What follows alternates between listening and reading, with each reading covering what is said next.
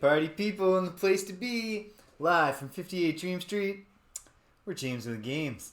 Diving back in to episode 9 of our Ultima 6, The False Prophet Let's Play. So without any further ado, let me fire up the old no, a little more ado. Hold on. Let me turn down. Gonna have to tweak some volumes here. My computer, my Windows specifically, I suppose I should say, has once again changed its approach to how the OBS levels and the volume level interact with how much actual sound is being produced. It's a whole thing. Oops, I'm launching the wrong game. That's a problem. It's a problem we can fix pretty easily though. Closed Star Control 2, which by the way, if you have any interest in, I'm currently Let's Playing on Saturdays. It's a terrific game. Everything that I'd ever hoped it would be when I first read about it 20-something years ago. Playing it for the first time now, and it did not let me down. How often does that happen in life? Probably not all that often. Okay, so here we are. Ultima 6. And we're going to need to play around a bit to get the volume right here. For example, there should be some sound. I'm not even getting sound into my speakers. Alright, there's some sound from me. And there's some sound for the folks at home. Okay, so that should be good. Let me know, sound off, if there's any unpleasantness, any rebalancing that I could do here. Tilt the camera so it's pointed a little bit more directly at me. Got my spreadsheet open. We're ready to go. So let's get down to it. Firing things up. Oh, you know what? Now the volume gets louder. I'm gonna turn that down just a bit in the mix, and maybe down a little bit for myself, and then back up in the mix because once again, those two values are interacting. For a while, the desktop audio in the audio mixer of OBS had isolated itself and was just taking like the live feed and letting me set how loud I wanted in the mix. It was great. It's changed its mind again. It's not doing that anymore. Okay, so here we are. We're picking back up in Minoc, and we have a couple of things we want to do in Minoc before we hit the road. If you remember from last time, and if you don't, I'll catch you up. I completed the lengthy fetch quest of joining the Artisans Guild, or the Artists Guild, and I am now in possession of the Rune of Sacrifice. The Shrine of Sacrifice in the middle of the desert. It's moved since the last time the Avatar was in town. So we might pop over there today and see if we're capable of liberating that one. Some of these shrines are more liberatable than others at our current level of experience and skill, particularly our dex and our spellcasting ability. Some of these fools, we just can't even touch them. Meanwhile, what I want to make sure that I do, because I did do this, I talked to Julia about making a balloon, but, Julia's not home. Or is she in her room? Nope. Julia's gone out somewhere. Gotta track Julia down and check in with her about the ballooning. I'm 90% sure I remember what she told me, but for whatever reason, I didn't write it down in my spreadsheet. So I'm going to need to hear that again. Is this Julia? Tough to say. Yes, it's Julia. The one character whose name does not ever fill in where it says woman. And also, she thinks she's meeting me for the first time every time we talk. Hi, Julia. Balloon? Let's cut right to the chase. Okay, hold on. Then she kicked me out of the talk.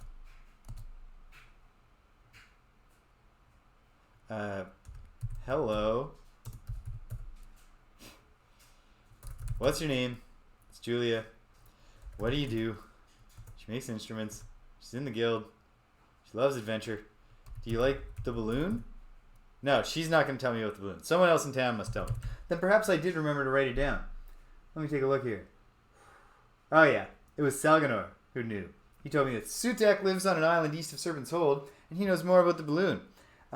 British, one of our viewers, told me last week, you should remember Sutek from when you met him in Ultima 5. And I went to my Ultima 5 spreadsheet and I looked up the name Sutek and I didn't find it. And I thought, that's odd. Maybe it'll come to me, and it did. Sutek was the old man. He lived on an island just off the coast of Serpent's Isle, where Serpent's Hold is. And his role in Ultima 5 was when you showed up, unprompted, he would just tell you the whole deal to how to defeat the Shadowlords.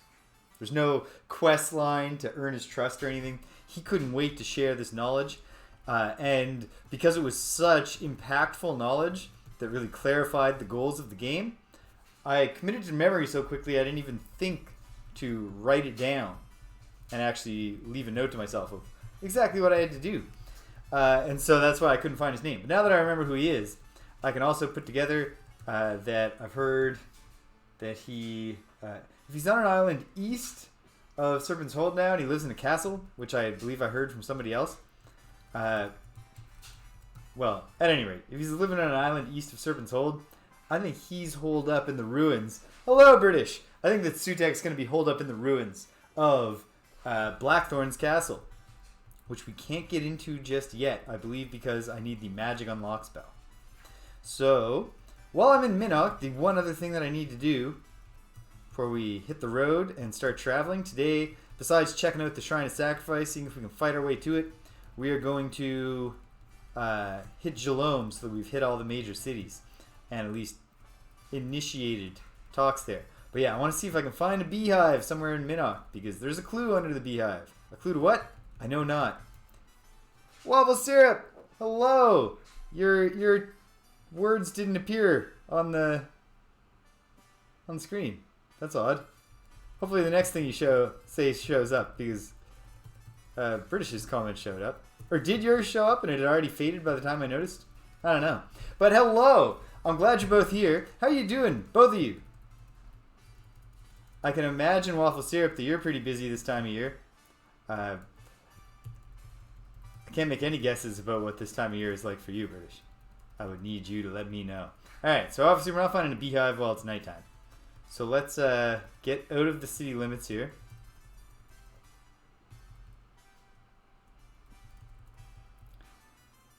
Oh, there it is. It was attached to the subscription alert when you said hello. Well, thank you for subscribing. I guess I should do a spiel every now and then, folks. You can subscribe to this channel. I'm an affiliate. I have almost nothing to offer you yet, except for emojis of my face and the face of my friends who joined me to play Friday Night Forgotten Circles. So if that appeals to you, subscribe. Otherwise, I'm not really doing this for the money, so don't feel obliged. Alright, Dupre's going to stand guard. Uh-oh, we're out of food. But food seems to primarily serve the purpose of letting you regenerate health, and we're all at full health. So it's fine that all my friends are starving. As long as it doesn't have a practical effect on the quest, we can live with a little hunger. Okay, let me look at the map. The one thing, well, not the one thing, but the worst thing that holds Ultima 6 back from being kind of the like polished gem that Ultima 5 was is absolutely that the view window is so narrow, it's tough to see around. Okay, Minoc is actually the shape of Minoc is pretty straightforward though. So because it's on a peninsula and it's surrounded by mountains. So we're just gonna come back up the road, head into Minoc, and we're going to find a beehive. Yeah, I had a feeling probably your job was less cyclical than mine. And without saying too much of... Oh, goodness, we're just chugging along here. What's going on? Come on, team. Oh, I accidentally turned down the CPU cycles. That'll do it.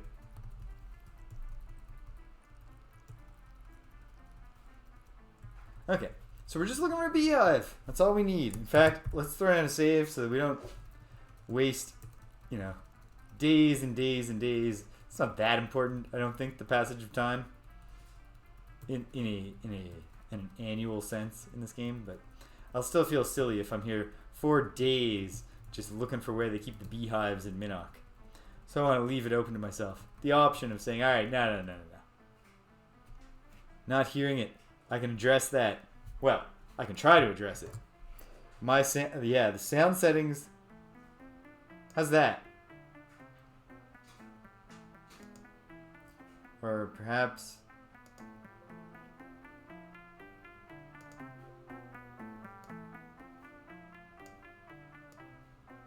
How's that? Someday soon the day will come when I can relax enough to spend a single minute where I'm not literally on the air working on this stream and the whole setup here. And when that day comes, we are going to have better audio. For sure. Come on, where do you keep your beehives, Minocians? You lovers of sacrifice.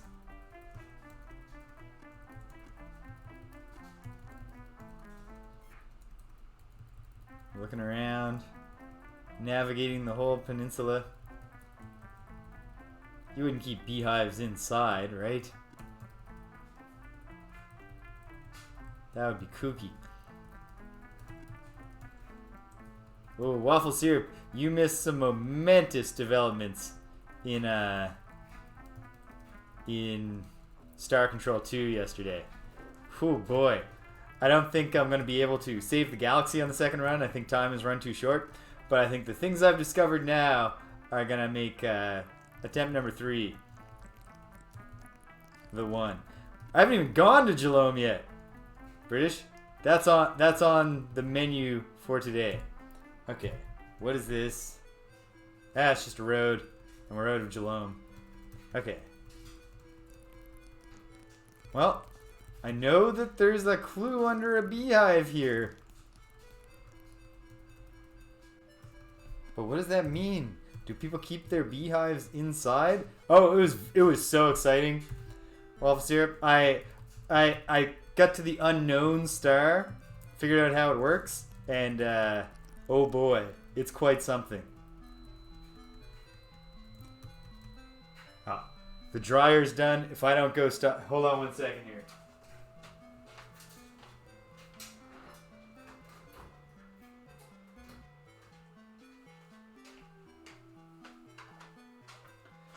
Neither our washer or dryer ever stop chiming if you don't go and attend to them. And in fact, I don't know if the dryer does it, but the washer, even if you go right away from the first chime, get your clothes out of there, put them in the dryer, it's still like, no, you need at least a minute of chime reminders every 15 seconds.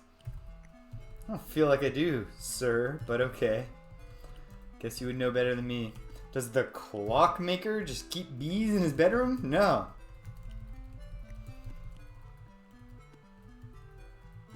This is silly.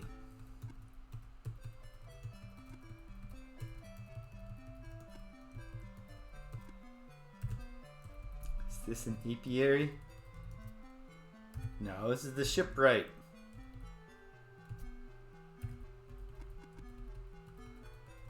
Are the bees at the lumber mill? At the sawmill?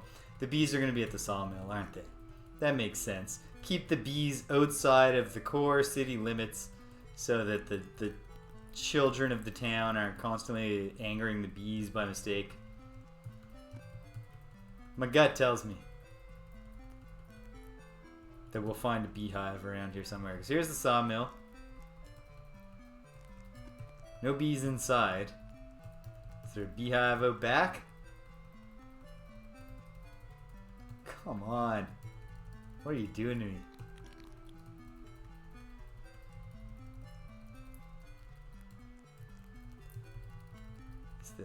The local beekeepers are too good to just put up a sign. Let us know where the bees are. Now we're out of town. Alright. Look at the map one more time, and then maybe we'll say, you know what? Screw these stupid bees. We can deal with that at any later point. Yeah, I just don't see where the bees would be. Bees?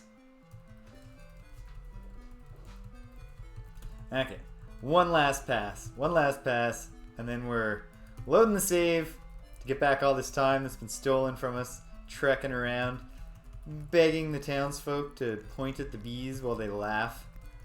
Say, you cannot see our bees unless you answer us these riddles 3.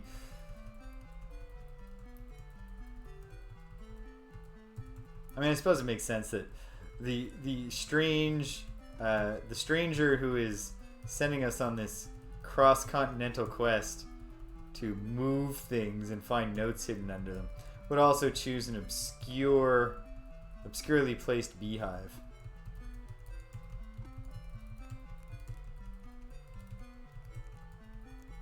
It's frustrating, though. It's certainly frustrating. Oh well. Oh well.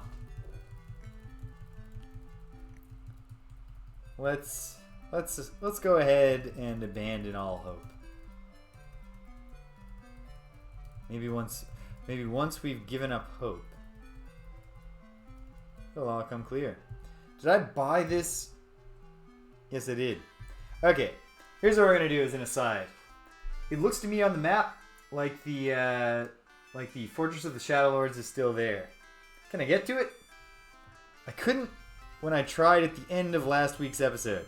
But let's try again. And if we can't get to it, then we'll say hooray and we'll see what's there. And if we can't, then we'll load the save and we're going to go take out our frustrations or have our frustrations rolled up and jammed back in our own face by the gargoyles at the Shrine of Sacrifice. And then it's off to Jhelom. I sure do, British. I will take a small hint. Because, like, at this point, it's not the fun part of the game.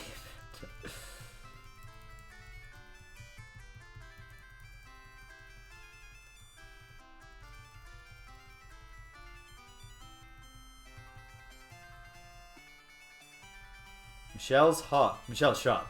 Okay. Which one's Michelle? Let me remind myself who Michelle is. Michelle the Weaver. If only I could find Michelle the Weaver's father, who once spoke of the plans for the big basket, which I'm very, very clearly going to need to make in order to complete the balloon. That'll be the part that, you know, we can make a giant balloon and just like set it off. It's not gonna get us anywhere. Okay, I'm gonna get out here. We're gonna see if this has left me anywhere near the Shadowlords Keep. All right, cool. There's something big here. You hear anything, Shamino?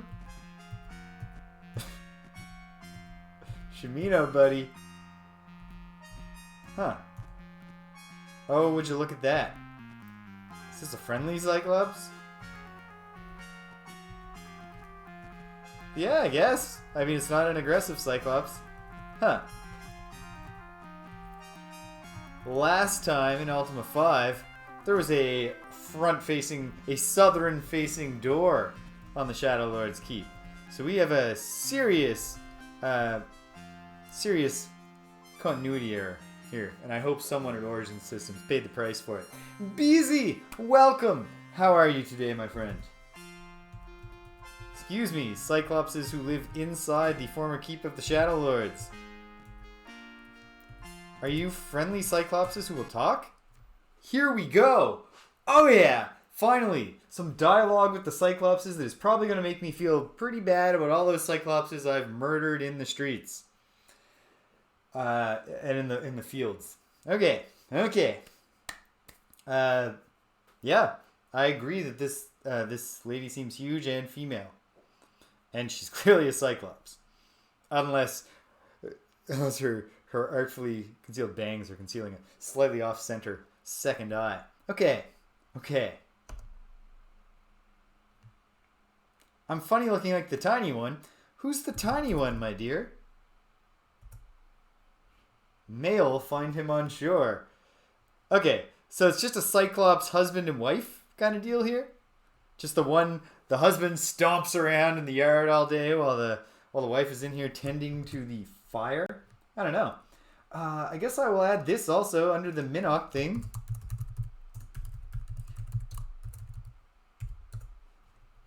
Seems unnecessary to have a whole sheet just for this place. Shadowlords Keep. And we found the female. We'll ask her name in a moment. In fact, let's ask her name before we assume. I get a feeling that she's just going to be called female. But we'll ask. Male, find him on shore. one-eyed little one die long ago. Oh, I'm sorry to hear that. Two-eyed little one just as good. So you're raising a two-eyed tiny child. Okay. That's admirable. What's your name? You're a Cyclops. Tiny one, say me mama. Oh, this is lovely.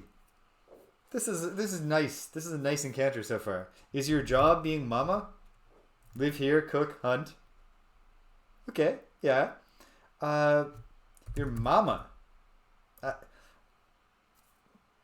Never mind. We don't need to get into it. Okay. What do you cook? What do you hunt? Okay. Okay. It's been a pleasure meeting you. Yeah, I haven't played with him at all yet. I haven't even seen him. He might be gone to bed. We should talk to the male if he's still stomping around.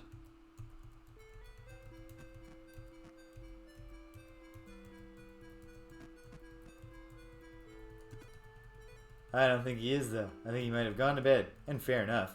Can we camp out here? I reject the idea that this is not the wilderness.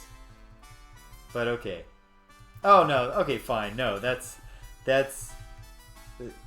not fair of me. It's clearly a civilized place. There. Just go to their driveway. Sleep in someone's driveway. That's wilderness.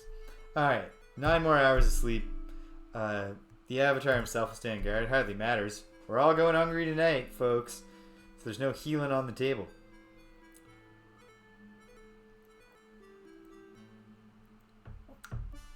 Boom. Okay. Well, let's talk to Male. And let's talk to female. And Tiny One. See what Tiny One has to say. Particularly, I'm interested in the Tiny One.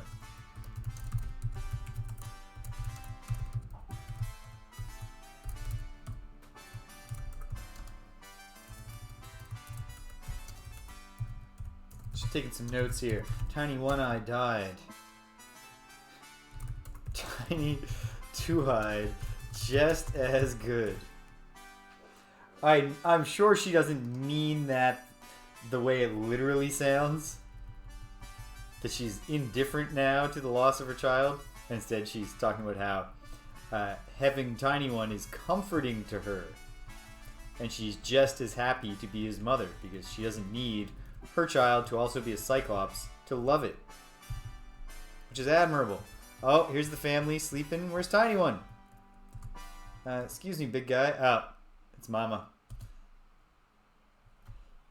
Yes. He needs tiny friends. Yeah, what are we going to play? Yeah. I had a feeling you were going to say that. Well, hold on. I'm going to play with him if I find him. He must be downstairs. You have a lot of roots downstairs.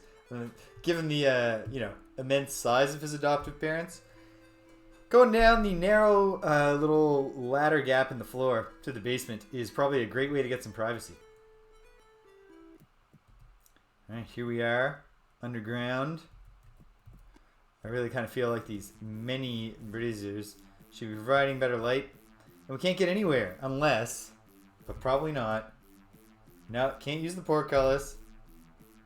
We can douse and light the brazier, but we cannot trip it like a switch. I mean, maybe one of the other ones we can. But let's explore our other options first. I kind of get a feeling this one is going to give me the symmetrical experience here.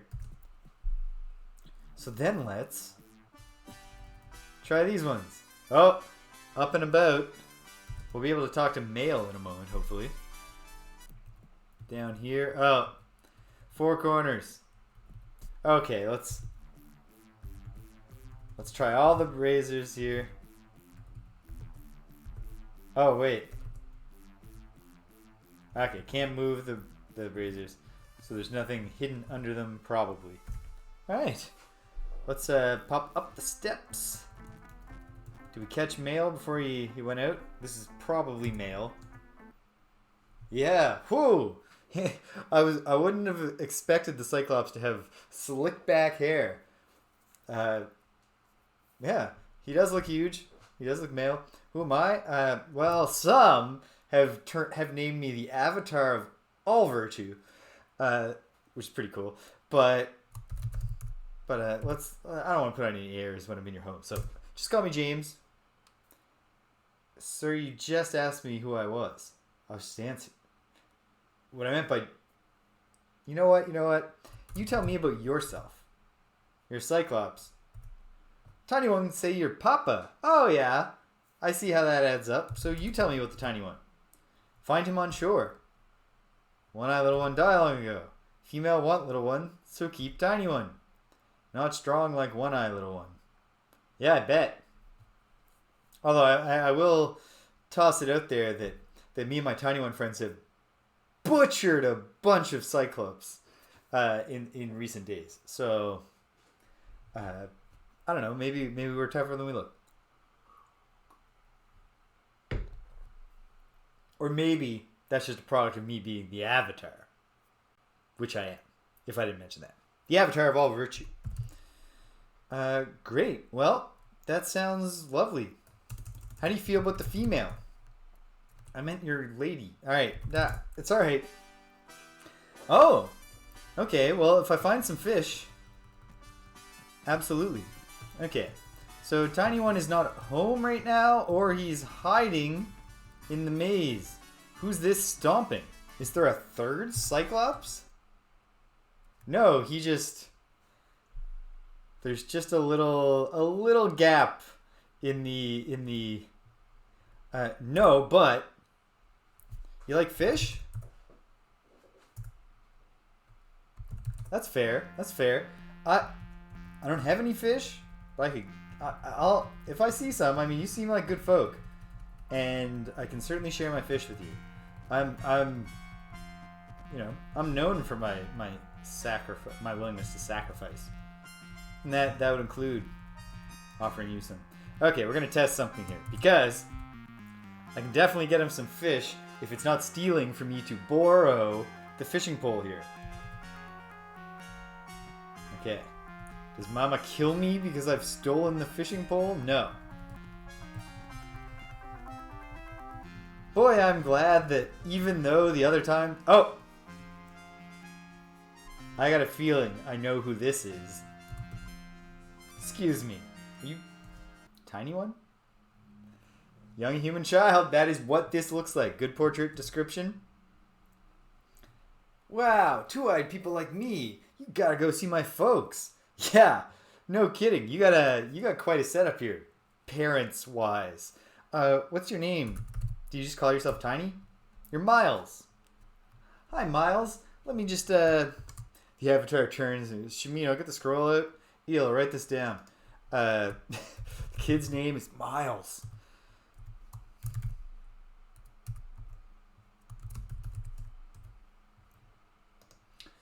Alright. Name is Miles. Mama and Papa aren't good with names. No, I saw that.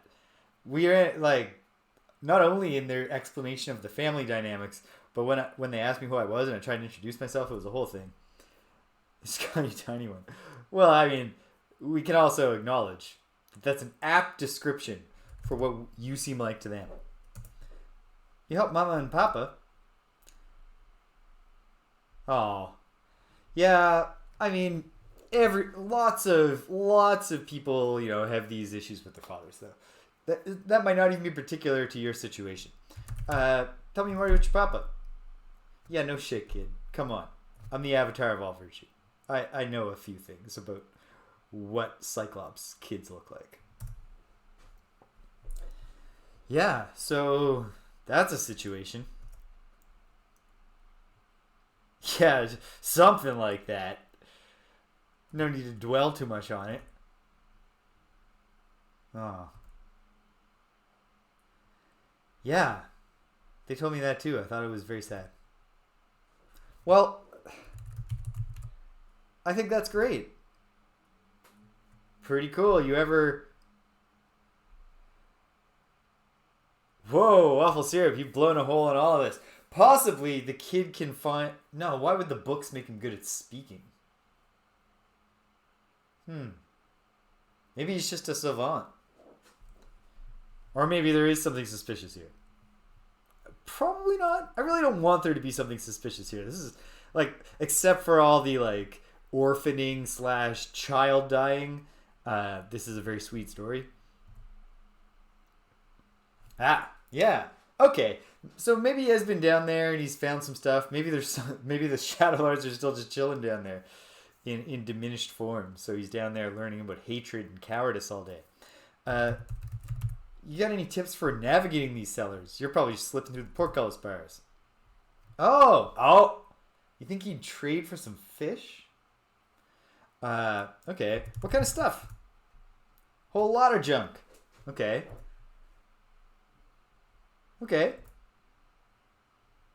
That's just responsible parenting.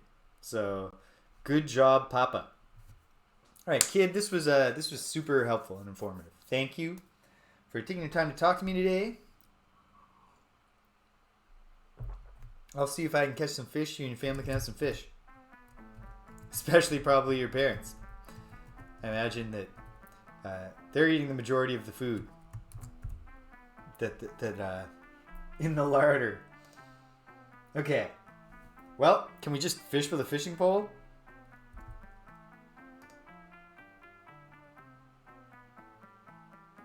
Yep, that's easy. Great. Can I just thrive? Didn't.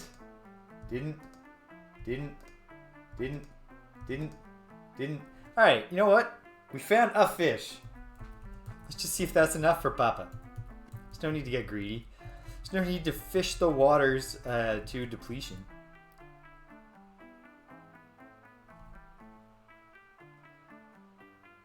She did say something like that, didn't she?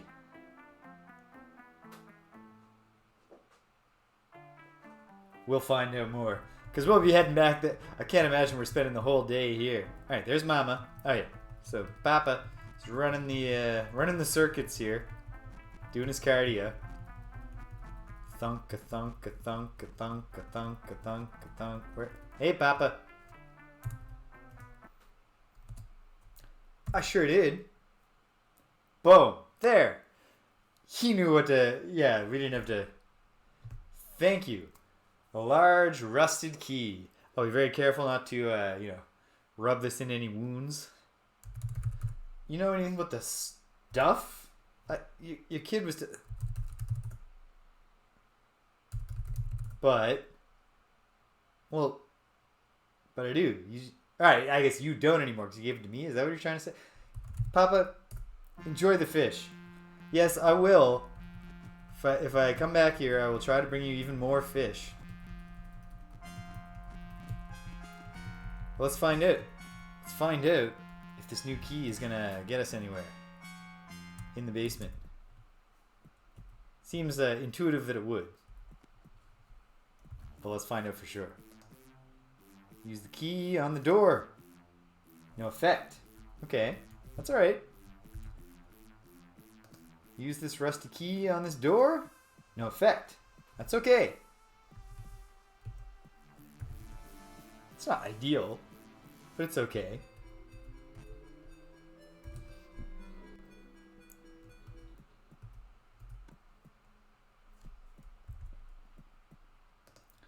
Use the key on this door. No effect. Not doors, portcullises. See, like, and I know, it would be very natural in the audience to be thinking, portcullis doesn't have a keyhole inherently. Why do you expect the key to go in there? But I'm quite confident in my memory that, at least in Ultima Underworld, they weren't that worried about the whether it made any sense for keys to work on portcullises. Yeah, that was my second guess, is that I've just missed a locked door that's upstairs. So you know what? With that hint in tow, I'll step past the process of elimination, and I'll just go find what this key opens. Wait a minute. What does this key open? Is there a hidden door?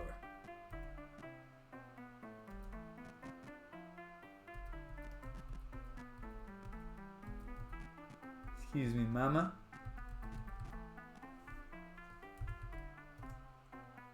Of course there is. So here we are. Oh, it's a dead end. No, I'm just kidding. I'm kidding. I'm actually quite confident there's going to be a secret door.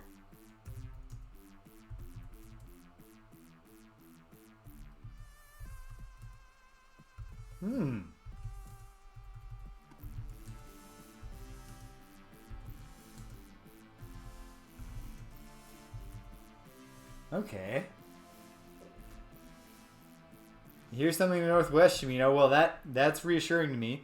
I see what looks like a hole. Will the key just work on the wall? No?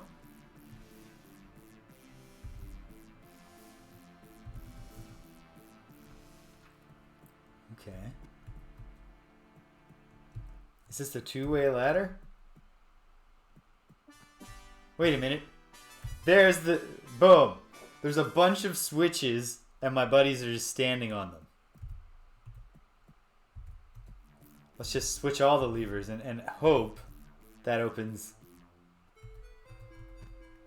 multiple portcullises. We're not dealing with a switch puzzle here. We're not.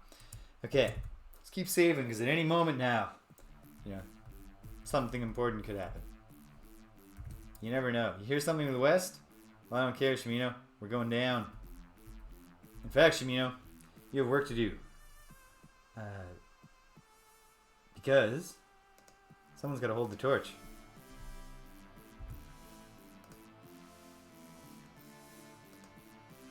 Boom. Good work, Shimino, lighting the torch. So yeah, we got a brazier here. It's probably just normal. Yep. They don't produce nearly as much light as a single humble torch. Is this locked? It's not. Okay, a way down. But let's scope the floor.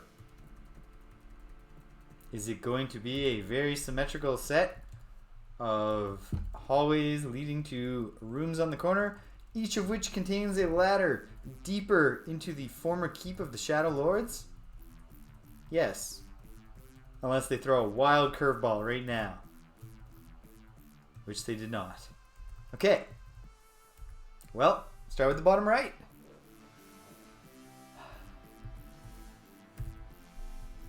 We'll just light that, just in case.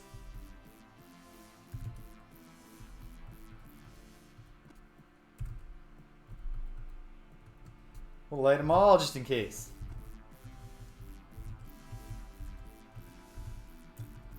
Okay.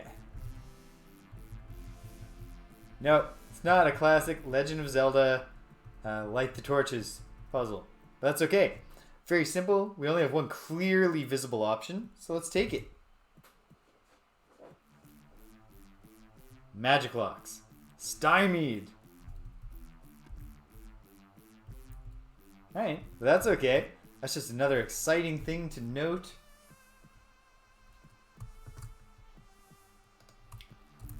Come back with magic unlock! Exclamation point. Okay.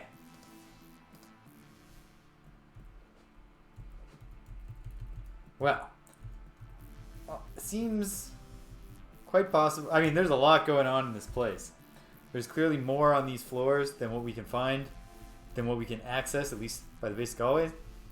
So let's do top right. We'll do top left. We'll just proceed counterclockwise. I love how easy it is to get sidetracked in Ultima.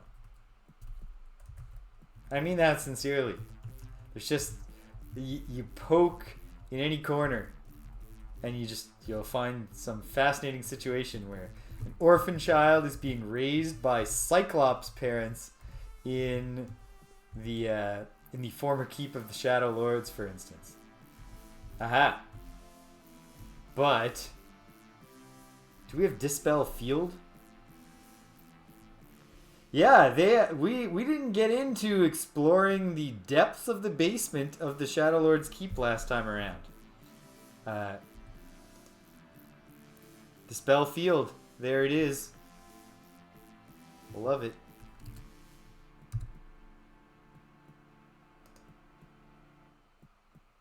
Well, engrave. No effect. Well, I don't love that.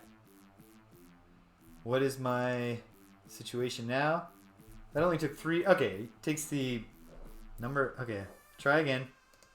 Try one more time before I say, alright. You know, maybe it's just... Oh, it's telling me how many times I can cast it. It's not the magic point cost.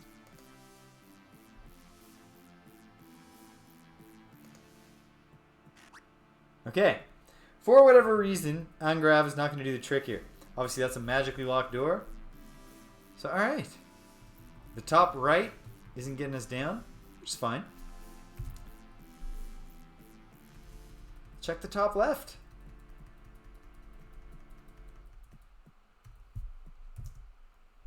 Fired up for the first time this morning, Kirby and the Forgotten Land. A game that is not in any way that I can think of yet similar to Ultima. What parallels could possibly exist? Yeah, that could just be it. It could be that it's too powerful. It could be that it's just... This is electricity. This is not a magical field.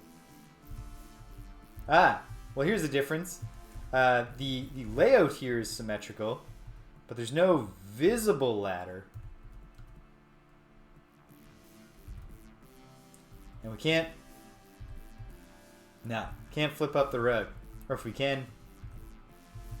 I didn't figure out how to do it just now. We've lit all the braziers. Fortunately, this whole place is made out of stone, so I don't feel like I'm creating a terrible fire hazard for this kind makeshift family who we've just met. If there were like tapestries and stuff, I don't know. Maybe I'd be going around and extinguishing the braziers on my way back, but I think we're okay. Yeah. Kind of... Alright, no, wait. I'm going back and I'm going to try to get the carpet. Not yet. I'll go down here first. But then we're going back to the top left. We're going to see if we get that carpet. Because, come on. Basic laws of symmetrical video game dungeon design would dictate that there is going to be another place. So he gave us this key. Thus far, we can't access anything that would let us open the key. And also, I'm super uncomfortable with our young friend Tiny, or Miles, as he probably prefers to be called, just exploring down here. I think his father is making the right call, because there's really nothing down here for a young child to play with except for fire and electricity. I was thinking there might be a library or something down here. Alright, can we have a free carpet? Can't get the carpet.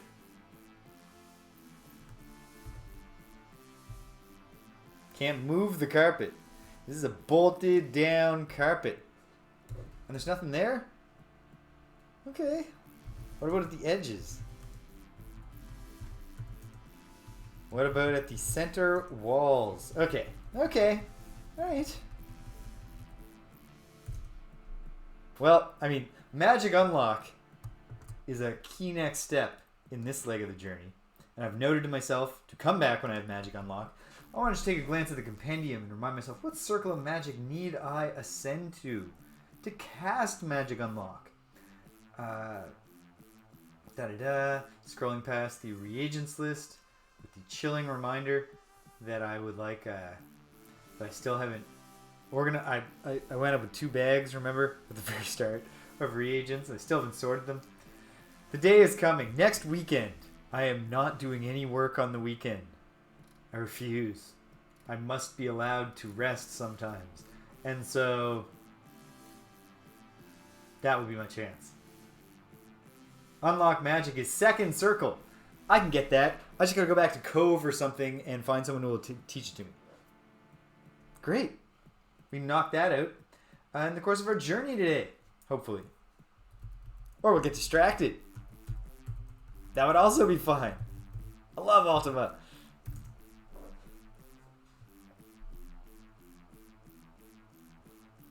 Yeah, British. Didn't the old keep have a bottomless pit or something horrible like that? This is definitely, you know, I'm not here to... Oh, geez. And yet, we've still only scratched this... No, because all of these go to the same spot, right? Yes. Okay. Okay. For now, put a pin in this. But this was a real fun little sidetrack on our journey. It was lovely to meet these folks. I am a big fan of, monsters turning out to be okay. And, I wouldn't go as far as to say the Polyphemus, the most famous original Cyclops, turns out to be okay. He's actually a very aggressive and violent fellow, but he does love his pet sheep. And certainly, it's pretty sad when, Odysseus is not a great guy in the Odyssey. So, although we want him to survive because he's the hero, I'm going to see what he does next. It is pretty rough to think, it's not great to to the Cyclops there. And then, of course, he chooses, after blinding the Cyclops, he has to rub it in that he got away from him. And says a bunch of hubristic stuff. And Poseidon is like, alright, you know what? That Cyclops is my kid, right? I'm remembering that, right? Right? Yeah, Waffle Syrup, I'm sorry to hear that. I might well not actually get to give myself the weekend off, but I gotta try because holy moly. I haven't, since it got time to start packing for the move in earnest, which was mid-February, early February, it's just been go, and a particularly awful term. Yeah, not great. Not a great time. Okay, where's Michelle? Oh, come on. It is just we have a very clear apiary here, right? These are beehives, right? Heavy beehives. Alright. Well. Alright. Team, stand back, please. So I have somewhere to move these beehives.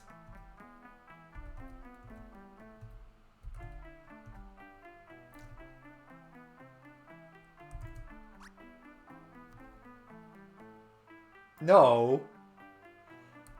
Okay. We don't steal here. We're good people.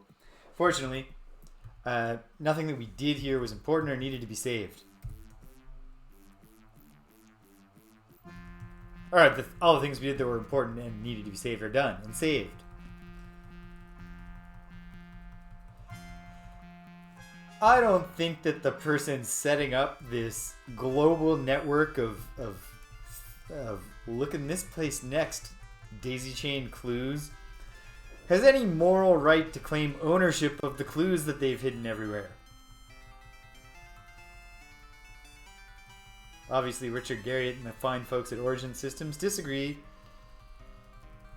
and they're the moral arbiters of the universe. Of Britannia. Not generally. So, fine.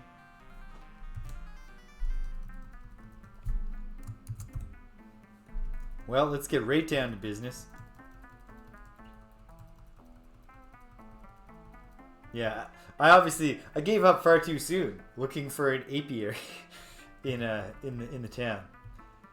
If anything, Charlotte really has not made it clear to someone who stepped in that she's a weaver. I guess there's a couple of baskets there on display. Are these baskets? Yeah, a couple of baskets, but if I walk into a place of business and I see a bunch of beehives, I'm leaning towards believing that the place that I've come to is an apiary. Alright, let's just read it on the ground. You just gotta lean over in between the beehives, being very careful not to upset them and anger the bees, to read it on the ground. Hopefully the avatar has glasses on. Doing well. Next, we should search the harpsichord in the Blue Bottle Tavern. And that Blue Bottle Tavern, if I'm remembering correctly, is in New Magentia. Hold on. I could be wrong. In fact, I haven't written it down. Blue Bottle Tavern. I think it's New Magentia or Moonglow. Alright, well, for now, I guess I'll put the note in both.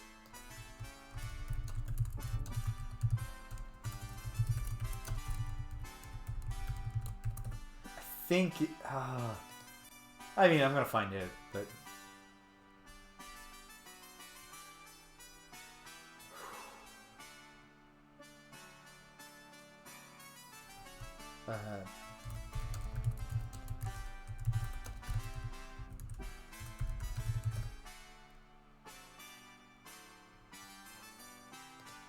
Yeah, it's not specific enough. It's not like the honorable blue bottle or like the honest glass or something. Come on, folks. All of your towns have a very central ethical gimmick based on the virtue ethics system. Just play into it for us. Okay, here we go. So, having done that, what else do we want to do here?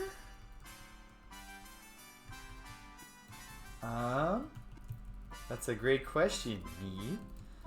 I think the last big thing to do here is not... Oh, yes! That's something I should do somewhere. How many stones is the Avatar currently holding? There's one. I'm holding 2.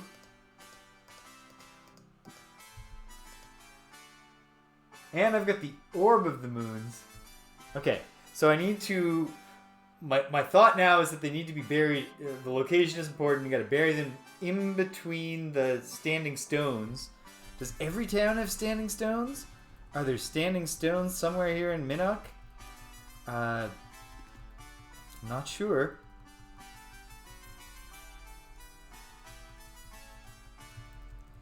Another one of those occasions where you'd love to be able to see more than like 2 feet in front of your face. 2 feet, that's unfair. You see several feet in front of your face in this game, but certainly less than most people can see when they look directly in front of their face.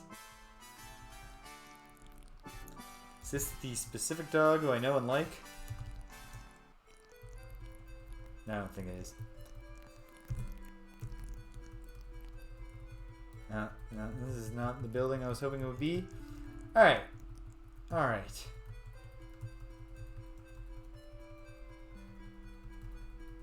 I'm not going to belabor this search. I'm going to look on the map. And I don't think the standing stones even show up on the map. I understand why you would be tempted, British. I appreciate why this could be very frustrating. For someone waiting for me to figure out something that will cut down on the amount of time you have to watch me tap the keys repeatedly to move my ship slowly around the world. And yet, I'll tell you what. If I haven't figured it out by the end of the day, you can just tell me. But I think I'll figure it out today. Or I'll forget and you'll tell me.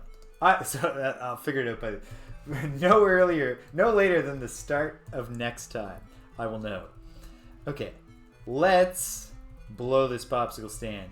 Because I don't even remember where the inn is. And it's super frustrating. Trying to find anything. I guess maybe I could catch a fish. I was just thinking find the inn to buy some food. Before we hit the road. It's the clock shop. So let's just head down to the docks. And we will... Can we catch... Are we lucky enough to... Will we be lucky enough to catch some fish right here?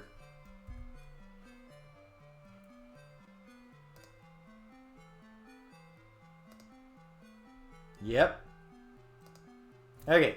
Odds are that fishing is governed by a very simple system. Is it as simple as this, though? No. I thought maybe it's as simple as can't fish the same spot twice in a row. But spot might be more broadly defined than just square. Alright, let's hit the high seas, team. And we're going to swing around. How are we going to do this? We're going to go up and east around the Horn because I want to find out, can I make my move on the Shrine of Sacrifice there in the middle of the desert. And then we'll swing down to Moonglow, see if the blue bottle's there. Yeah, I should have started experimenting when they were giving me the guidance. It was poorly thought out on my part. Kind of just like how very recently in Star Control 2 I realized, oh hey, there's a couple of hints from the start of the game that I haven't followed up on, and they turned out to be helpful hints. Like a rainbow planet that is near Earth that could really help with the cause of getting. Yeah, it's been a really hectic period of time, and I need a better system for remembering to take my ADHD medication right now, because just taking it at the same time every day was working when I could have a somewhat leisurely start to my morning, just justified to myself by the fact that I usually work into the evening because I teach in the evening. Yeah, that's broken down. So I just keep on, like, we were out to breakfast yesterday and I was like, oh, it's time to take my medication. Oops. And yeah. And then other days I'm like, finish breakfast and I'm like, I can't sit down and enjoy my coffee. I gotta go start working. And it's usually I'm finishing my coffee and it's time to take that pill. Make my brain focus better. Okay, so like right in here, I believe, is where the desert is, if I'm remembering correctly, which I may or may not be. Clearly not. Not nearly far enough. I need to move my screen over here, my DOSBox window, so I can see the part of the map that I'm actually dealing with right now. There we go. Much further north, a bit further north and much further to the east. Okay, so now we're zipping. Oh my goodness. Alright, now we should be zipping by there. The sea should break off for a bit. There should be another northern peninsula here. Hey. Fine. There it is. Ah, here it is. And then, when this cuts out, we'll be just north of the desert. Ooh, desert nights, baby. Awfully cold in the desert at night. Well, let's weigh anchor. Let's save.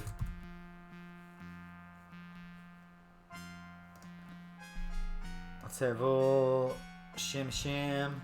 Light up a torch. It's a freebie on account of we never officially did that exploration of the basement, where we used a torch. And here we go. Heading south. No unique graphic style for the desert. The desert just looks like a whole bunch of mud. And that's okay. And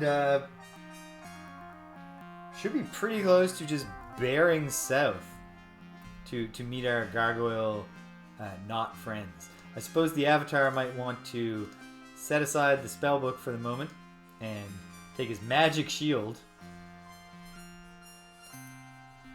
And we'll see what we can do here, if anything. Well, here's the shrine. Are the gargoyles sleeping? That would make this job a bit easier. No, they're not. Let's fight.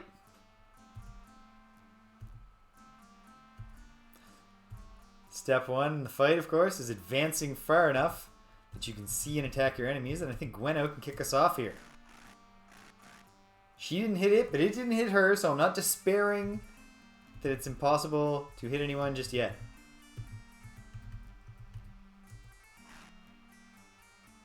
Still not going to despair just yet.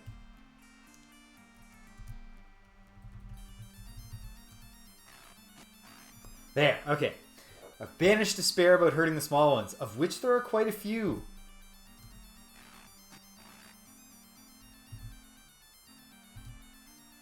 Quite a few. At least this one seems kind of tough, because he's taking hits. And he keeps on ticking. Need more than grazing shots, Jana. Alright, Dupre, with your halberd. Well, He didn't give back very hard either, so we'll live. Heavily wounded. Okay, we're making headway. Oh my goodness. Lots of serfs, as we learned last time. The not respected, not well treated. Oh, no political power portion of the gargoyle race. The gargoyle species. The gargoyle culture is really what we're talking about here. There's nothing innate to being a small gargoyle without wings that should make you inferior to being a large gargoyle with wings, except in the sense of, like, you know, obviously the large gargoyles are surely superior in strength and the ability to fly.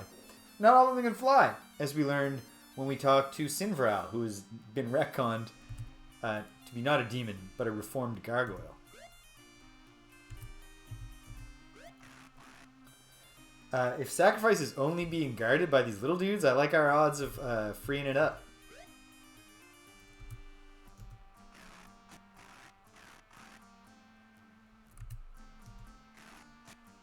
Heavily wounded. That would have been a good moment, Jana, to grazed, missed. Fair enough.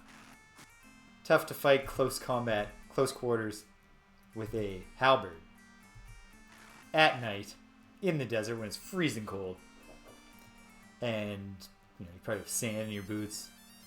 One gargoyle, if you can see, is just like he's biding his time.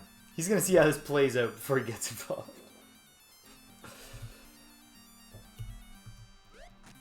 Discretion is sometimes the better part of valor.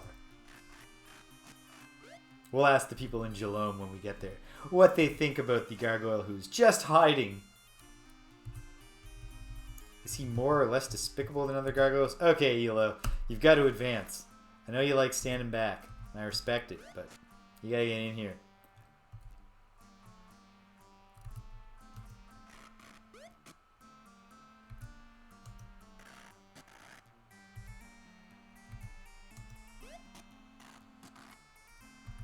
Oops, sorry, Dupre. I overestimated your range. I just thought she had a really long, impressive halberd. Oh no, Elo. You gotta tell us these things before the Avatar says, Elo, shoot him with an arrow now. And Elo goes, I can't this time. I'll just stand here like an idiot. Maybe next time around, you can tell me to put my bow away. Use a different weapon. You're a grown man, Elo. Sometimes you gotta make these decisions for yourself.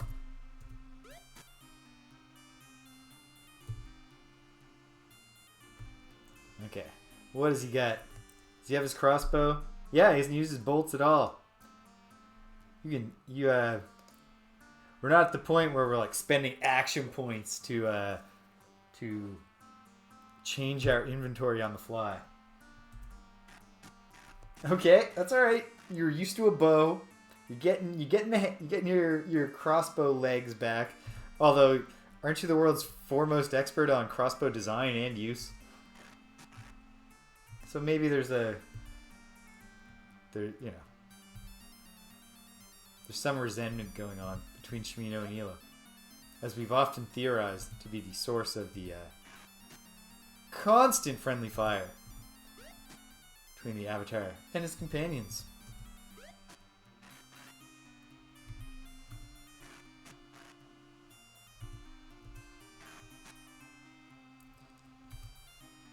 When it's just the little ones, and you're capable of hitting them, not really a high-pressure fight. I'm not really stressing the tactics here. Just killing them. One after another. Nicely done, team. Is that guy in range? He is. He should have known he was in boomerang range. In theory. Okay. Gianna's got to step forward. There is a big guy. He's just filled with contempt for his companions. He's going to watch them all get killed. Biding his time and looking intimidating. Or maybe that's Sinvral and he just came to cheer us on.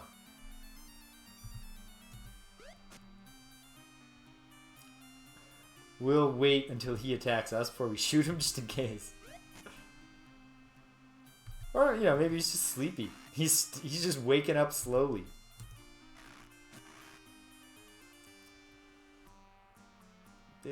Boomerangs are tricky. I'm sure Janet didn't mean anything by it, Shimura.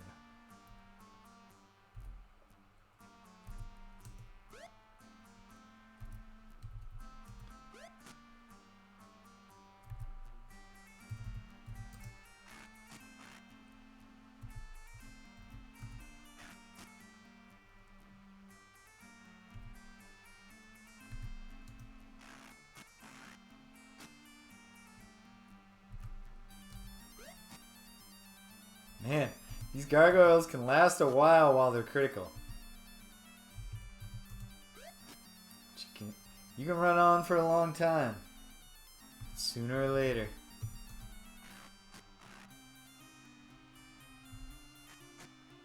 Okay. Okay. That's not Sinvral. I feel comfortable shooting him now.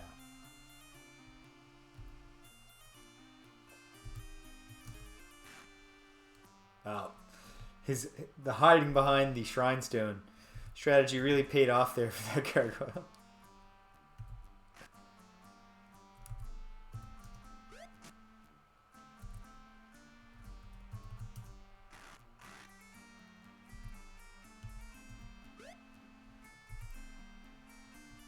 If this does turn out to be another invincible gargoyle, I think we have one combat spell now. I think? And we're doing so well with the rest of the fight that we can even try the strategy of surrounding him and seeing if he'll friendly fire himself with his fireballs. But this guy doesn't seem that impressive, so I'm not fretting just yet. I think we may be able to hit him. We might. Maybe we won't. I mean, honestly, if he's not going to do something more impressive, the answer might turn out to just be ignoring him and liberating the shrine.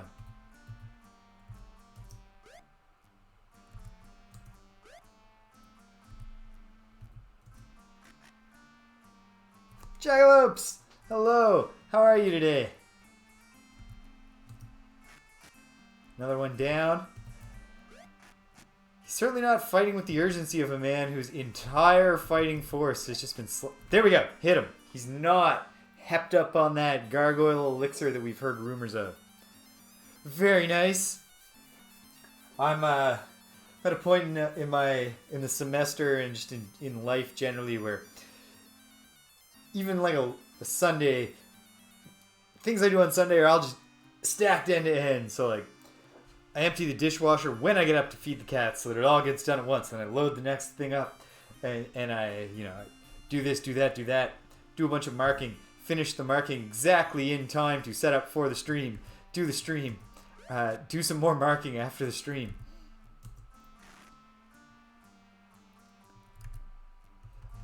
Yeah, that's what I need to do. I don't know if it's something I can do just yet. I think I'll be catching up from the past couple months when late April finally gets here. But hey, late April. It's like a month away. I'm gonna make it. I will make it. Oh, sorry, Shimino. As always, wasting your turn. Whoops. Pushed Elo to the back lines. Heavily wounded. Alright, yeah, this guy is not one of the impressive big gargoyles. Just like his friends weren't the impressive small gargoyles.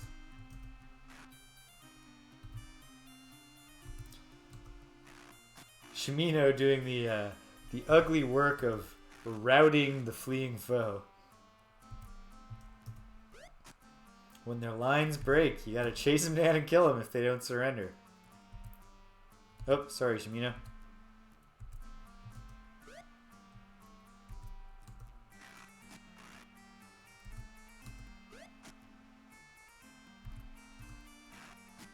Boom! Elo gets the big kill. And now we'll all team up to run this poor Gargoyle down and send him back to the very, very confusingly described place that is over us but under us. Oh, come on, Shimino. That was your shot, buddy.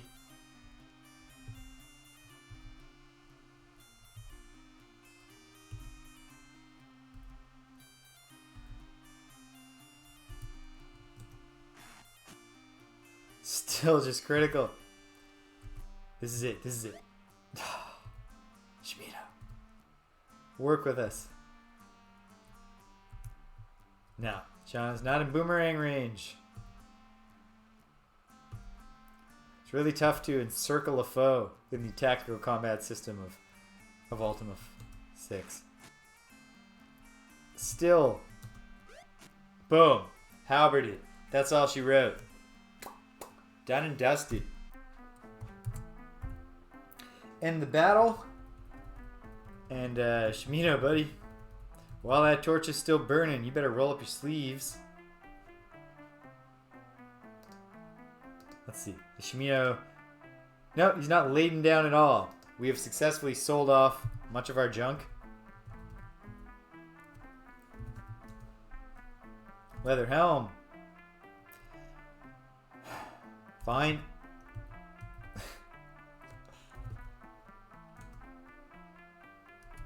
Leather helm and leather armor. Fine. Be great if some of you had some money or something. Or some more boomerangs. Some of you demonstrably had boomerangs, but I guess we wrecked their boomerangs in the process of wrecking them generally. Club. Alright. We'll sell this junk or we'll pile it somewhere. In a weird totem. A boomerang. Very good.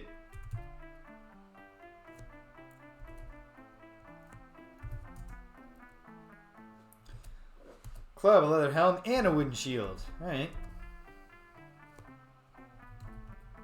This is where we hope to really find something. Ha! I'll actually just leave that for Elo to pick up though. Get it directly. Oops. No, we don't want to take the body itself. 19.8 stones. Ah, there, he's laden down. These wooden shields suck. Why did I even pick it up? We'll stack them here. I think our old buddy, what's his name? Utomo, will buy those. Maybe someone in Jhelom will buy them. So we're going to get there before we get to Tomo. Elo. Nope, sorry. Elo.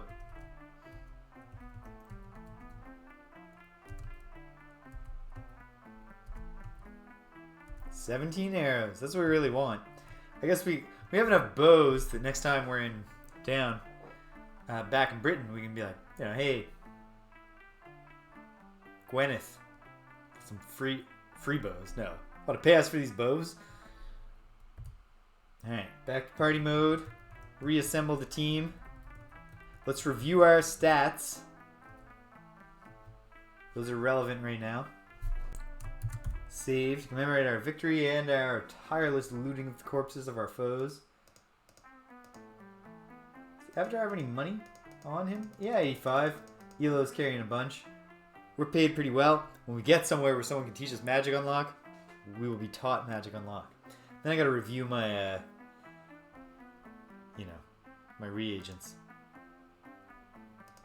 Looks like I've got a lot, but it would be a lot easier to tell if I hadn't foolishly put them in 2 separate bags. Oh yeah, we're doing good for reagents, but still.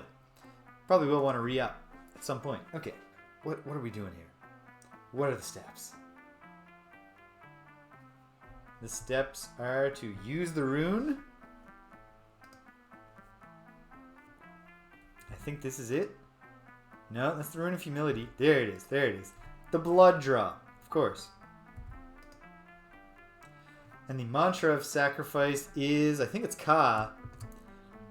But there's no sense in guessing. Let's just look it up. Sacrifice is Ka. Oh, whoops. Gotta add the word found next to the runes that I have found. There's only 3 left to go. And technically I know where the Rune of Spirituality is. I just don't understand how, why it's there, or how to get it. And if I can, I'd like to go without breaking the sequence. Pardon me for... I'm not even going to put up the intermission sign. I just want to grab my sweater out of the dryer.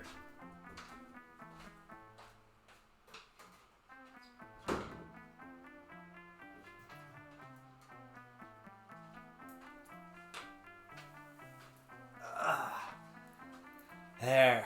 Dry or warm. Whew. It's probably going to be too warm very soon, but I'm going to enjoy it for the moment. Okay.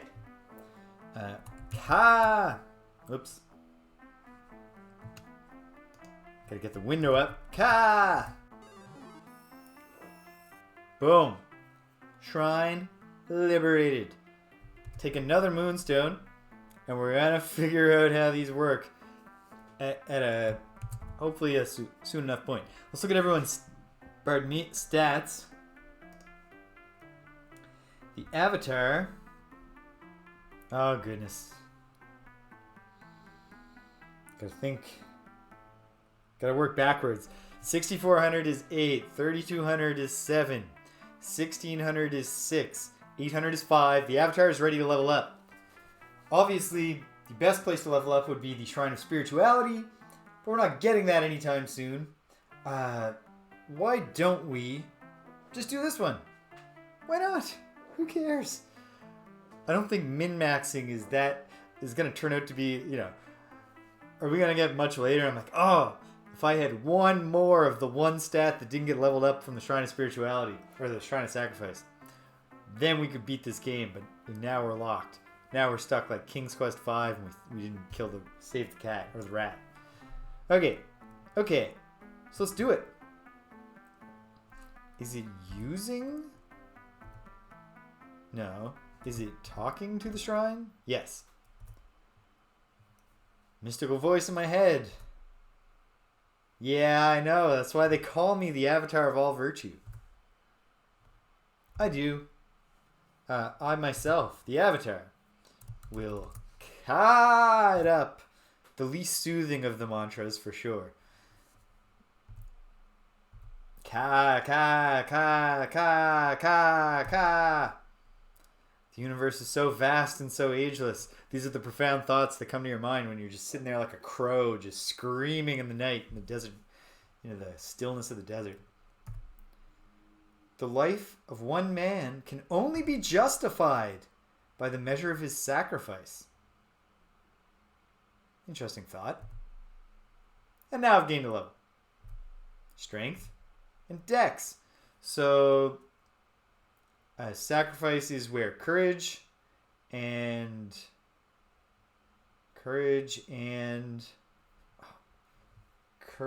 truth meet? No, truth would be intelligence. Courage and love? Okay, I can buy that. Courage and love, yeah. That's when you have the will to sacrifice for someone else. The courage is what gives you the strength to make the sacrifice, and the love is what motivates you to do it. I will.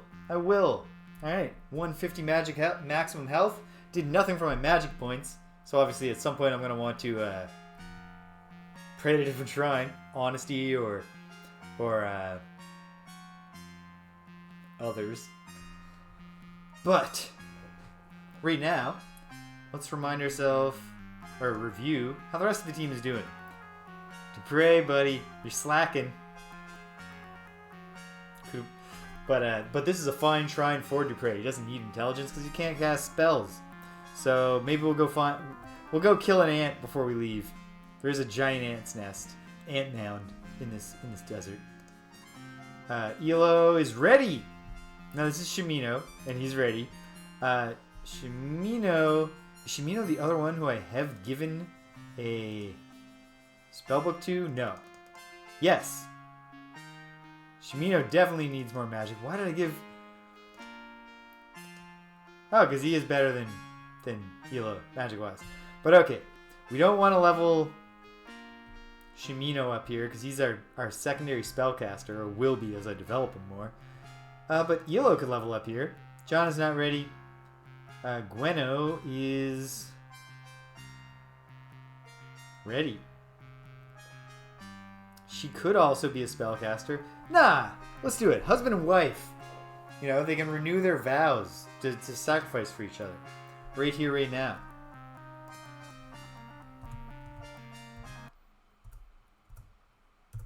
Yeah. People love my deeds. The avatar whispering the whole mantra. The ka, ka, ka, while Yellow intones it.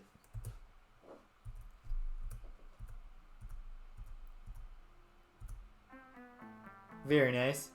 And then finally, Gwenna will do the same.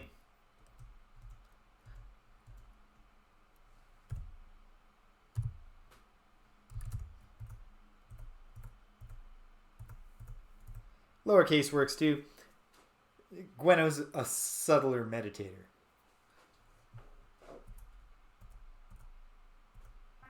Great. Okay.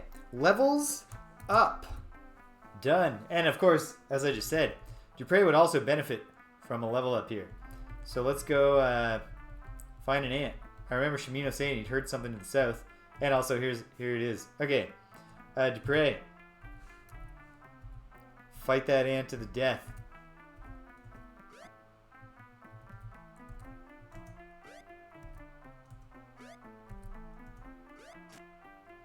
Good work, Dupre. How much experience do you get for killing a single giant ant?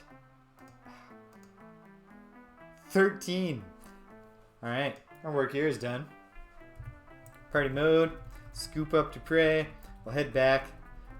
We don't know why we would want to go in the ant mound just yet, so we'll give it a break. So right now, let's do the thing I just said we do. Stands to reason. Makes sense. Yes, I do. So I guess probably leaving a moonstone on the altar probably keeps it in the network because this is also surrounded by small standing stones. But I guess we could leave the moonstone. I mean, I got 3 now. Why do I only have 3? Because I've only liberated 3 shrines. That explains that. Yeah, Dupre will. Dupre is not one for subtlety, so he's back to shouting. He's not following Gwenno's example.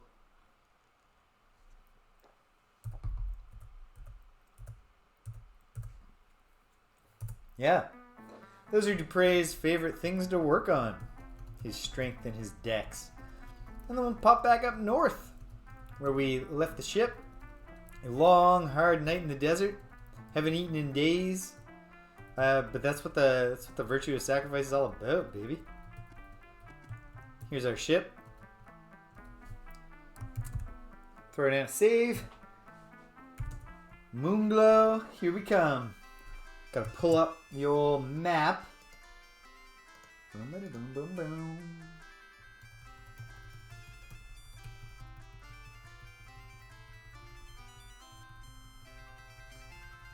It's not long to Moonglow.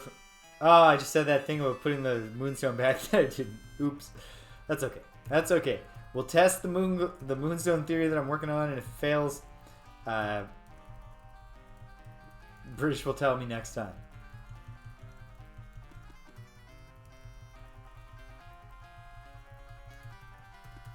Finally achieved fast travel in Star Control. That was one of the big things. The thing that's going to make the 3rd attempt the successful attempt.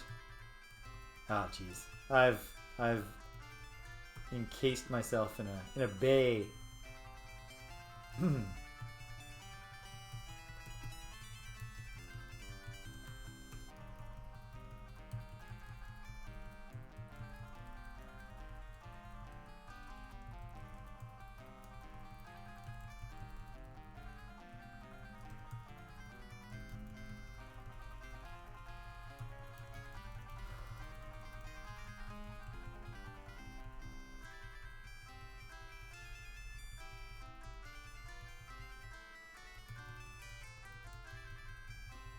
Dum, dum, dum.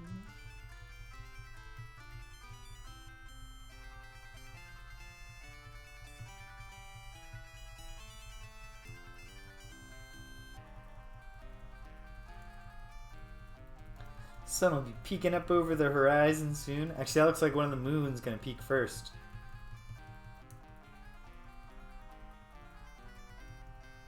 Is this Dagger Isle yet? I think it's Dagger Isle.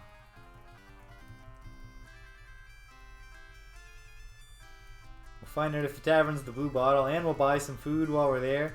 And maybe, just maybe, I'll remember to go up to the Sim and have the Great Xiao teach me Magic Unlock, if indeed she can teach me that. Which I feel like she can. She seemed like she wasn't big on offensive spells, but nothing offensive about Magic Unlock.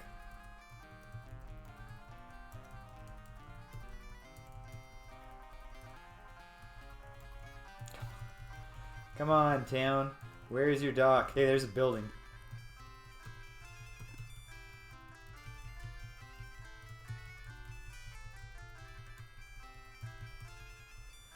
Well, at least we're increasing the odds that people will be awake in Moonglow when we get there. By circumnavigating Dagger Isle looking for the dock.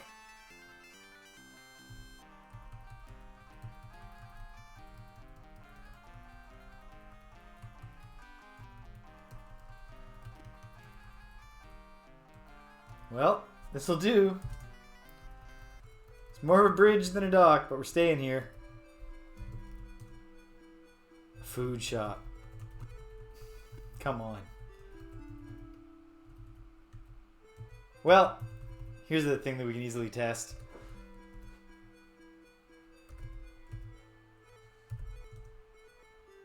Ah, there it is.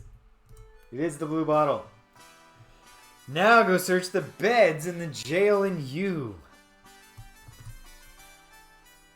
Alright, fine.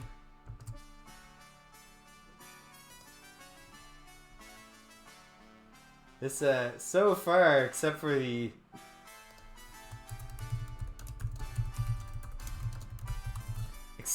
little task of knowing which town had the Blue Bottle Tavern, of which I had 2 guesses, and it happened to be the first one I got to. There's nothing. This little test isn't challenging anything but our endurance, our ability to travel around and wait till we get to other places. All right, I was wrong. We're nowhere near daybreak.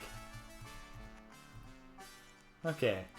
Well, now that I know that it's not the magic point cost that I'm seeing when I look, I suppose I probably have the capacity to dispel field my way through this.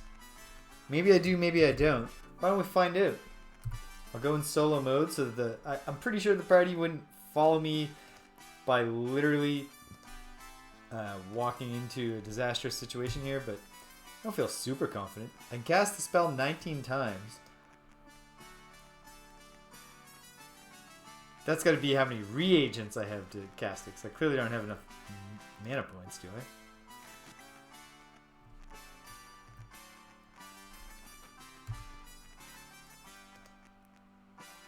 We shall. We shall, my friend. Okay. Well, it is indeed only a 5x5. Then we gotta find out what the story is with the door here.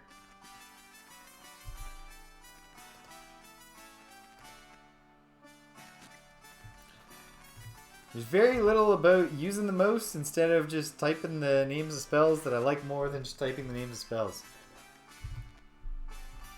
The door just opens. And it's like a fortune teller's place, and... oh, it's just a cat. It's not going to talk to me. This door is locked.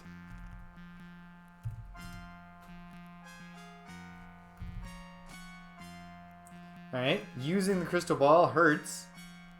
There's the thing.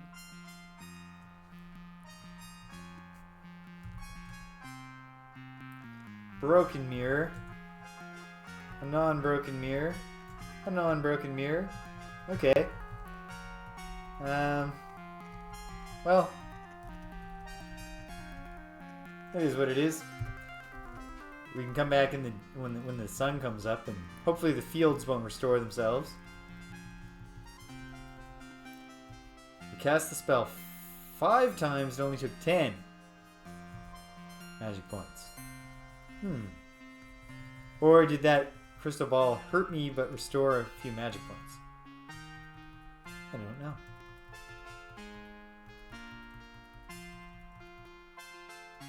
Oh no. Wow. The most beat the snake. I guess that's... Oh no. But the most is poisoned. Well, we don't need to get involved in that.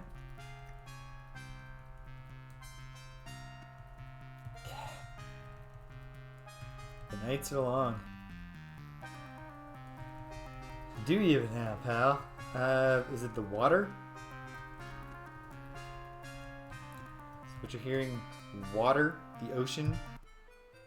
Let's just rest. Take a look. 8 hours. And Elo, you're up, buddy. The Avatar nobody else can eat because we only have 1 fish.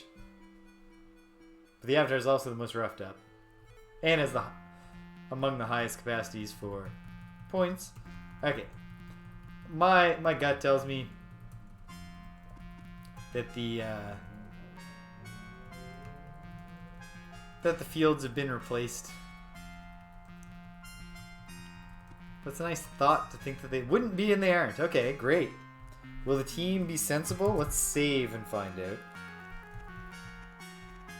Yes, they will. Great. Okay. Small, inscrutable woman, cloaked in shadows. I don't even need to look at the portrait here to say that this woman is inscrutable.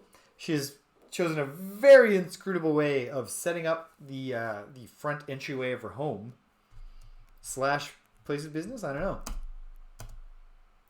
Ah, hello, Avatar. I was wondering when you would get here.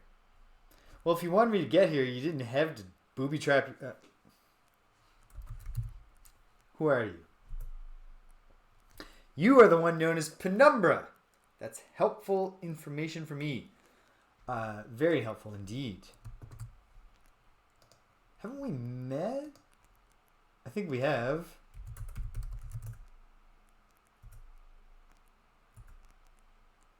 No. Never mind. I've spoken to your sister, who's worried about you. I've spoken about the people who told me that they don't like you. Okay. Is there some significance to your name? Yeah, okay.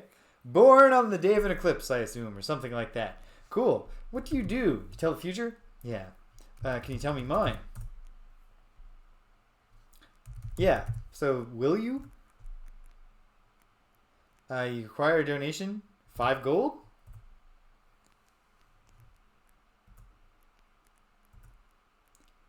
Future is dark. All is unclear. Some more gold. We're shining further light on the destiny. Yeah. I see how this racket works. Excuse me, folks. I got to take a brief intermission. I'll be right back.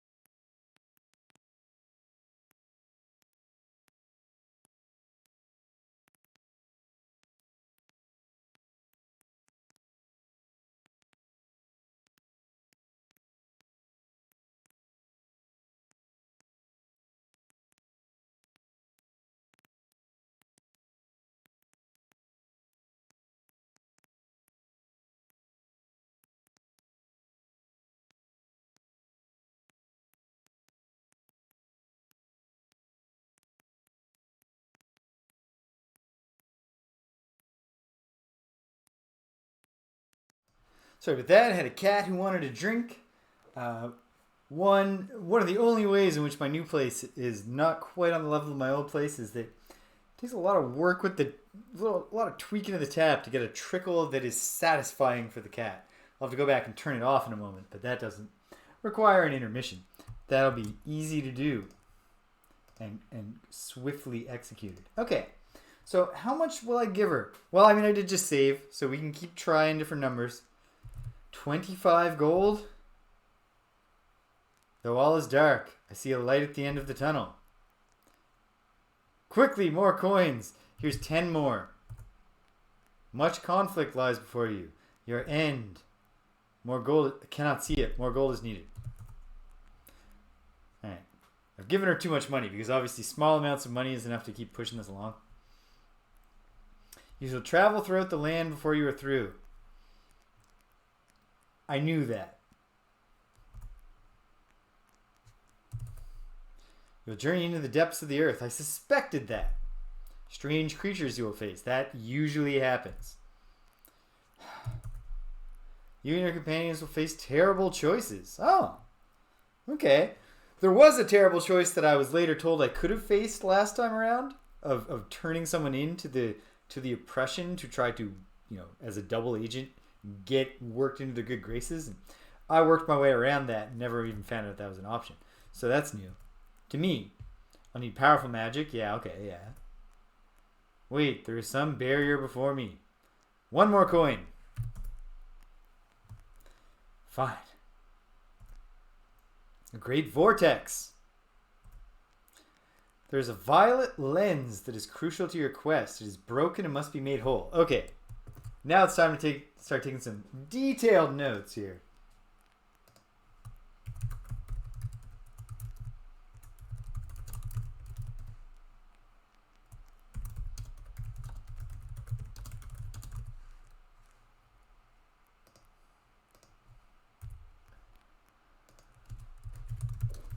You must journey into the depths of the earth. You will need powerful magic. She hasn't said anything about a balloon.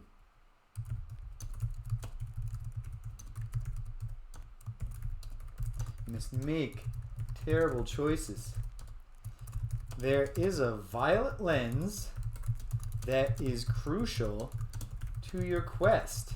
It is broken and must be made whole. Okay. See, now that's cryptic information we can work with. Oh, but one lens is not enough. But one lens is not enough. A blue lens is needed as well.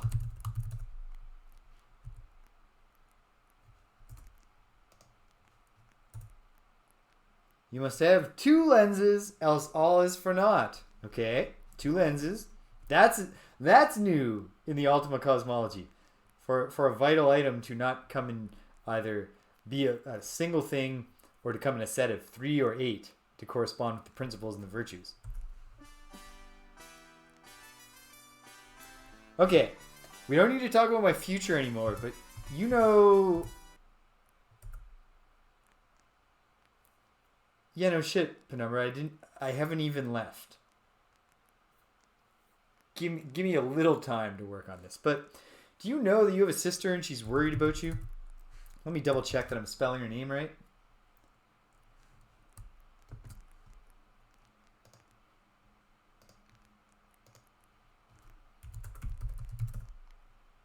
Karina. Yeah. Your sister's worried about you. Your sister? Alright, well, if I see her, I'll tell her that you're fine.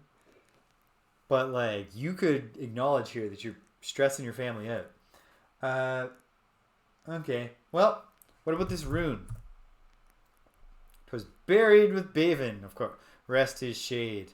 So, what happened to Baven? He was a terribly honest fellow. Alas, though, he lacked the virtue of tact. Alright, I see. See, what Aristotle would say is that Baven did not achieve the golden mean, when it came to the virtue of honesty. Aristotle's idea was that virtue exists not as a binary, you have it or you don't, but along a spectrum, and that the extremes of any given virtue would take it in the wrong way. So with honesty, obviously, one end of the spectrum of extremity is not being honest, just lying all the time. That's bad. That's not virtuous. And then being tactless, always being honest, even when, sometimes in life, holding your tongue, telling a white lie even, is the right thing to do, also bad. But okay. He lacked the virtue of tact. He told the truth once too often, and those he spoke of did not appreciate it. He's buried in the catacombs under Moonglow now, pushing up daffodils. That's a clue. Let's make some notes here.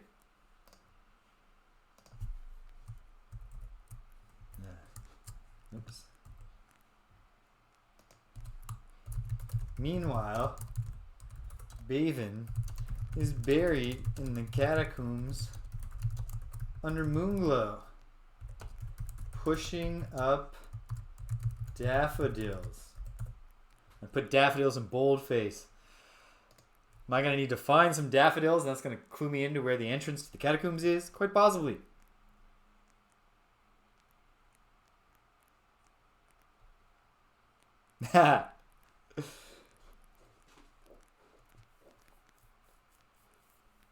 Okay, pushing up daffodils. Even virtue has its price. Well, again, Penumbra. Not everyone would agree that it's virtuous to be tactless and rude. So, daffodils. Okay, you just wanted to really underscore for me. Alright, where are these catacombs? Yeah. And tell me about honesty. Ah, cool. Well, I mean, you've told me of the rune, and I know the mantra, but prove to me that you know it too. No, that's alright. Such a small price for so profound a word as Yeah, that's right. I know them. Who do you think you're talking to, Penumbra? You didn't see that in your crystal ball? That I've been through this? Alright, listen. Write your sister a letter, or astral project yourself and tell her you're okay. She's a kid, and she's worried about you. Ha! Okay. Let's begin the test. And yes, I overpaid for that information, but I'm a sucker, and I will accept that I'm a sucker. I will not gimmick it to get my money back from Penumbra. She plays a wily game, and good for her. I buried the moonstone. Oh, jeez. You bury it right where you're standing. So I'm going to restore and bury the moonstone exactly right here. On the theory that this is going to work out for me. We're not going into that yet. But when we have another one set up, we'll try it and we'll see if they're connected now. Or if that central hub area that I wound up in will let me get out. Okay. Anything else that I wanted to do in Moonglow? Yeah, I should go back to the Blue Bottle. And I should buy some food so my friends aren't starving. ELO will pick up the food because he's loaded. Wait, but is he loaded down with stuff? Kind of, yeah. Okay, Jana. Jana can hold the food for the team. She's got a lot of money. Gweno has even more. Alright, Gweno. You're on food purchasing and carrying duty. Hey, Rob. Looking congenial. Could you sell me some rations? Gweno was looking to pick them up. 3 per loaf. A very honest price, sir. Let me just run this math in my head. There's 6 of us. That's 18 per set for the whole team. I'm not actually sure that we eat 6 rations every time we hunker down, but that's okay.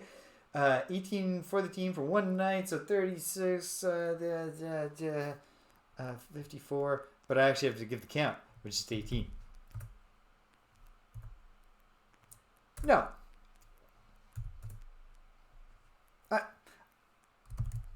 Bye. I'll see you later, Rob. Great talking to you, as always.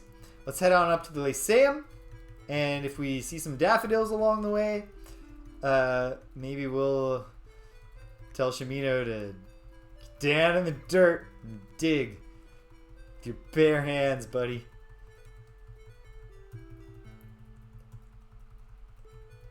He loves that though. He's the ranger of the team. Oh, sorry, Snake, but you look like you were fixing to bite me. I'm not looking to get bit, and also, you know, I think that's a mouse. I got nothing against the mice of the fields and stuff, so gotta stop you from eating them. All right. Oh, that thing I said about the tap. Excuse me one sec.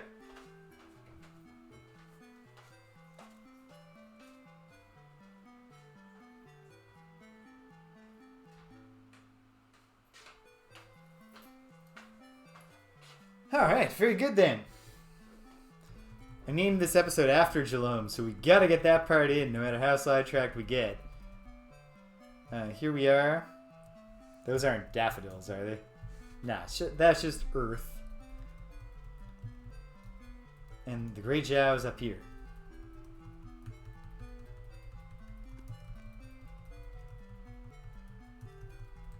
I suppose I, the Avatar, should have Elo collect the gold to me if I'm going to be trying to purchase a spell here. Oh, I'm going to get laden down. But it'll give me as much as I can carry. That's all I need. As much as I can possibly carry. Is enough money for me. I'm not selfish. I need you to gather. Ah, great. Thanks, pal. You do got to tell me that story. We got to figure out the workaround because Dupree doesn't want to leave the team because he's been ordered by Lord British to stick with us to the end. Just like I'm sure you've been ordered since you're the only one among us who knows how to gather and dispense money. Madame Zhao. I can tell she's wise because the text tells me so. I was hoping to learn a spell. I wanted to learn it personally in the second circle of magic. Well, that's a shame. Although telekinesis sounds like it might be fun and useful at some point. Sure. I don't wish to study anymore. Bye. Great. It was great talking to you, Madame Zhao, although I do wish that you knew. I guess you're too powerful to be teaching basic-ass spells like that. Okay. 99% sure I remember how to do this. I just gotta use the scroll. No. I just gotta move the scroll into my spellbook. And now I've got the spell. How about that? Okay. This has been productive. I mean, we could keep searching right now for the daffodils that will lead the way to the catacombs. Or maybe the daffodils are a red herring. And there'll just be a door marked catacombs. Seems unlikely. I want to look at the map. Is there a very clear daffodil field on Dagger Isle that I've missed? No, there is not. There's just not. So, where could they be? Where could they be?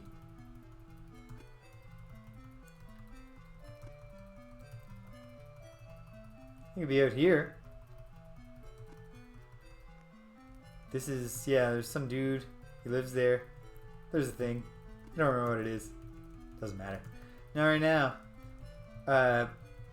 if we don't stumble upon the catacombs very quickly right now, we are just going to put a pin in it because it's also a good test of my trying out to figure out how the moonstones work and the moon gates.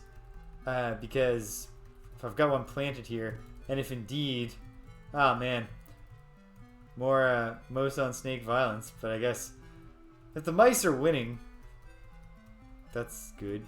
Not that the snakes are like eating the mice to be malicious. We all just we gotta fight to survive. That's the nature of this world. Okay, this is a very nice spot to camp.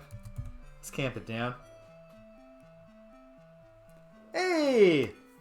Welcome! Fedev. Glad to have you here. I played Ultima 6 a little bit long ago as a young man in the 90s because my buddy had it on his computer and we could not figure it out. We would fight the opening battle with the gargoyles and then kind of walk around and be like, this seems cool. but I had no idea what to do. Maybe like get a horse and ride it. Be like, how do you get the next cutscene? You know. Now I'm filling in my gaps in my gaming knowledge and things I wanted to play. So I played Ultima 4 and 5 leading up to this, and so far, I think Ultima 5 is my favorite, but that's not because I'm not loving this. This is a very cool game. Who will stand guard? Who's in the best shape for guard standing right now? Johnny. Yeah, that might have been it. That was... Because, I was trying to come up with the theory. Why did we get nowhere? And not knowing the copyright absolutely seems like it would be part of it. Right? Because... I came up with the horse thing because when I was telling my buddy that I was doing this, he was like, all I remember is getting a horse. And so, I don't know. It's very difficult to accurately reconstruct the finer details of your buried memories. I just remember playing it a lot and getting nowhere. I remember the opening gargoyle battle, though. Okay, well, the catacombs have not jumped out at me. And they could be stuck somewhere on Dagger Isle a bit out of the way. You know, the people of Mungo don't want their children leaping into the catacombs by mistake. So that could be what's going on. We'll come back and we'll poke around. But right now, we got a thing that we want to do, which is go to Jhelom. We do not have a Pac-Man universe anymore. So we can't just go south a bit and then jaunt to the east. Instead,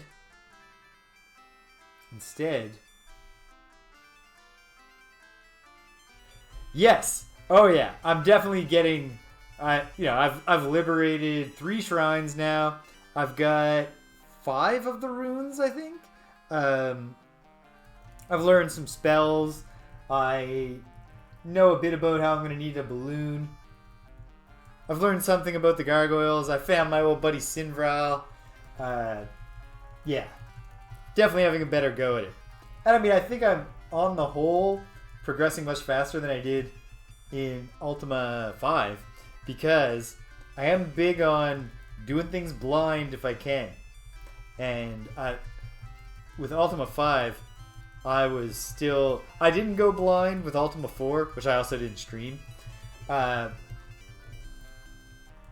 And I ultimately felt like glancing at a guide now and then probably helped me a lot with like figuring out how do I play games like this. You know, building my classic PC open world RPG and Ultima in particular skill set. But that didn't mean there was a lot of bumbling around, a lot of repeated stuff, and I'm much better at the conversations now. I don't know that I'm perfect. But I think British would agree. British has been around. I'm a little bit better at getting the information the first time I talk to an NPC. At least sometimes. Can't win them all. Don't need to. I don't mind backtracking and sailing around. I like this game.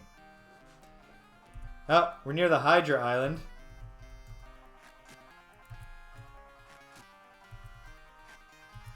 Of which I know nothing except there's a Hydra there for some reason. Okay, where is that on the map, though? To remind myself where I am. Okay, I see where I am. British, I'm not sure you had arrived. At the very start, I was saying I remembered who Sutek was. I never wrote his name down in my spreadsheet because he's the guy who, correct me if I'm wrong, he's the guy who, in Ultima 5, is just living on an island near Serpent's Hold, and when you go there, he's just like, hey, check it out, I know how to kill the Shadowlords, and he tells you. And it was so significant, I was like, I'm not going to forget this. So I didn't write anything down about him, so I didn't have his name. But now I remember, and based on what they've told me, that he's living to the east now, I'm inclined to say he's holed up in the abandoned Blackthorn's castle, which I think also requires me to have magic unlocked to get into. I'll double check that once I've found someone to teach me the spell, which will be on the agenda either in Jhelom if someone there can teach me, but more likely after Jhelom.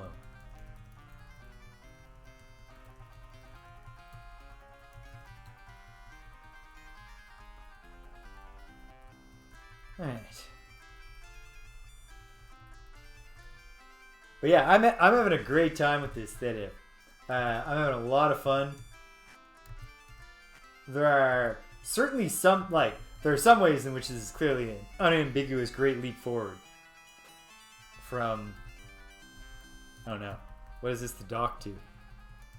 Serpent Soul. This is still Serpent Soul, I think. I mean, the edge of the world will correct me if I'm wrong.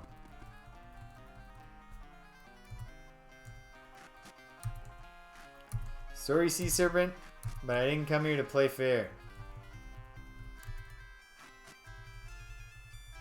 You are outgunned.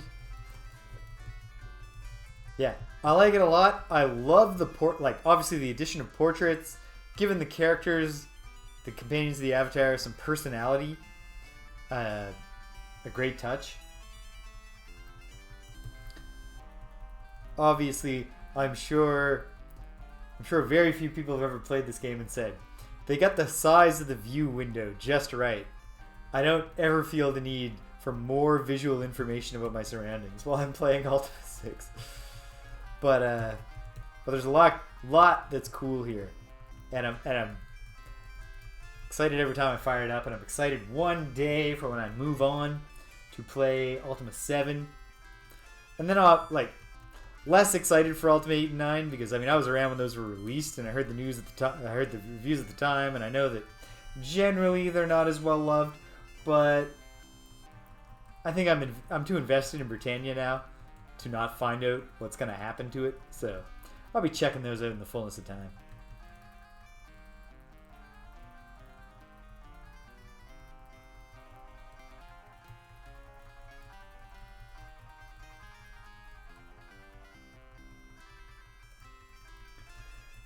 I suppose I could be using my sextant a bit more to be nice if the cloth map that came with the game, which I'm looking at in PDF form, just delineated the coordinate markers. Oh! But, oh, well, yes, I've arrived at Jhelom. Obviously, that's the Shrine of Valor to the south. So we'll shoot up here. Yeah, it has a ton of, I thought Ultima 5 was beautiful. Ultima 4 I would never describe as beautiful, but I thought that, as far as you can go with just iconographic style, I thought that Ultima 5 nailed it. But this is gorgeous. The game is beautiful. The NPC portraits are great. Yeah, it certainly did for me, and I barely played it as a kid, and yet it's stuck in my head.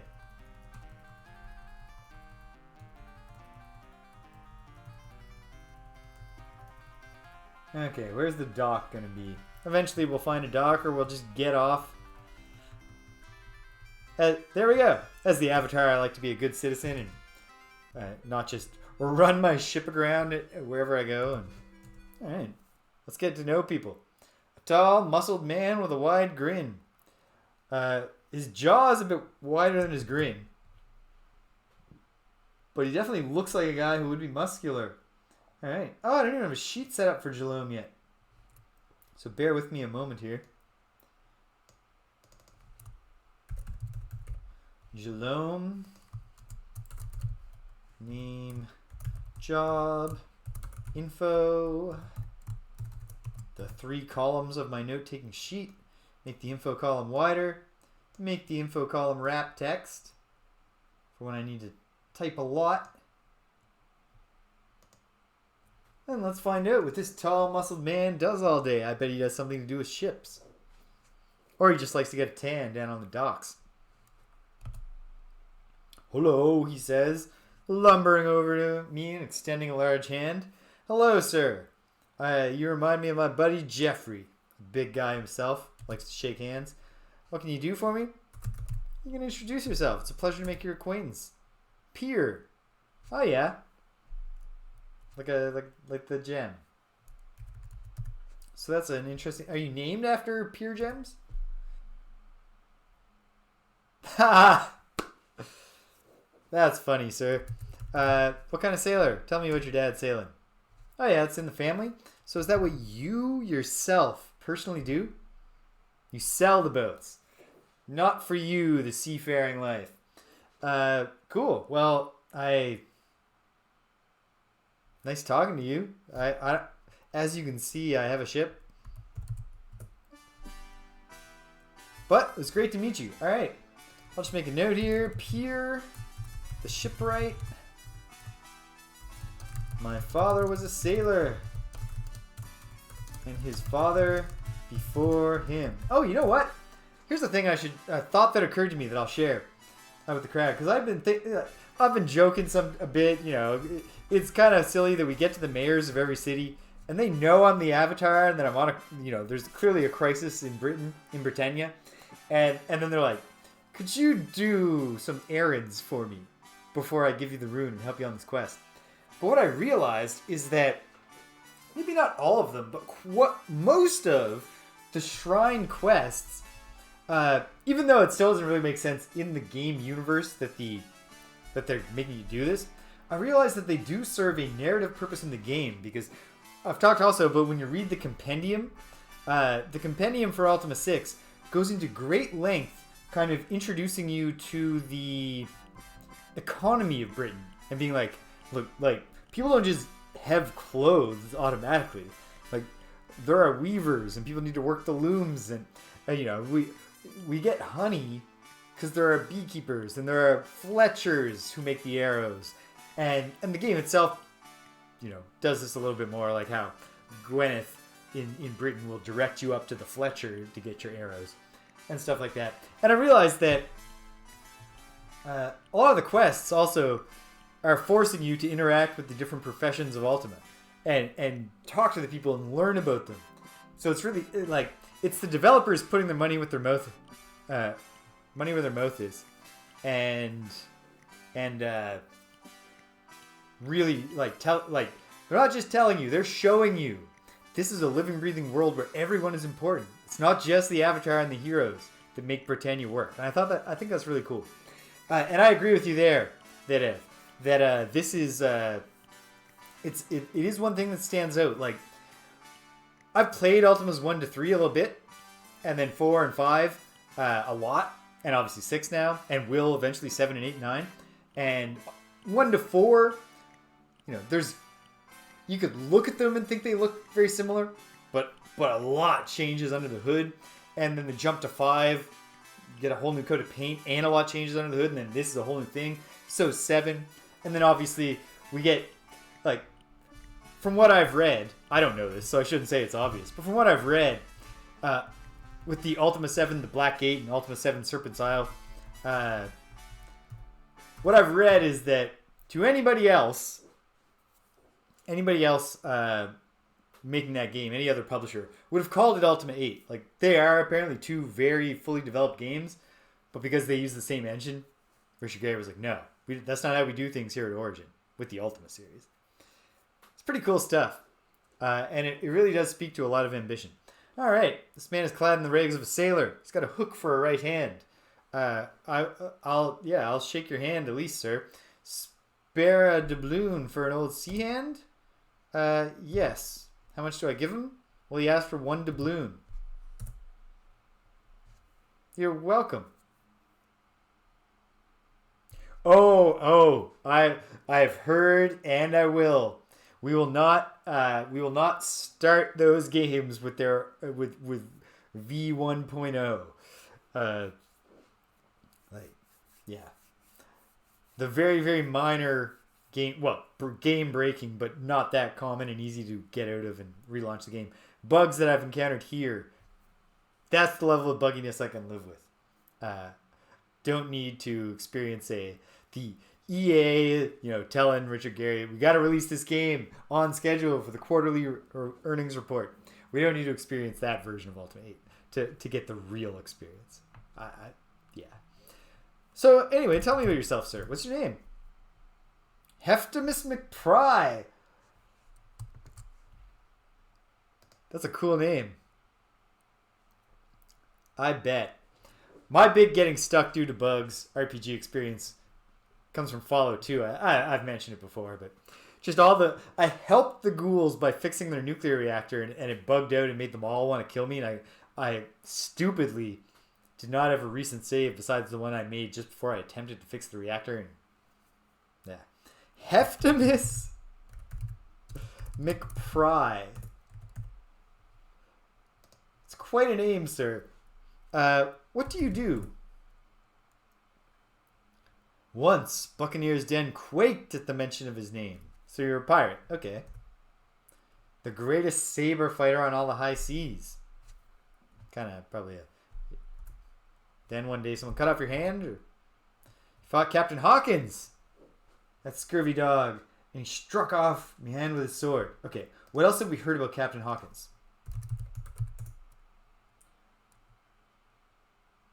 Now, yodeling Johan does not want Hawkins, as well as Bond and Ibarra, to know that he is chilling in the Buccaneer's den. And that's it. Okay.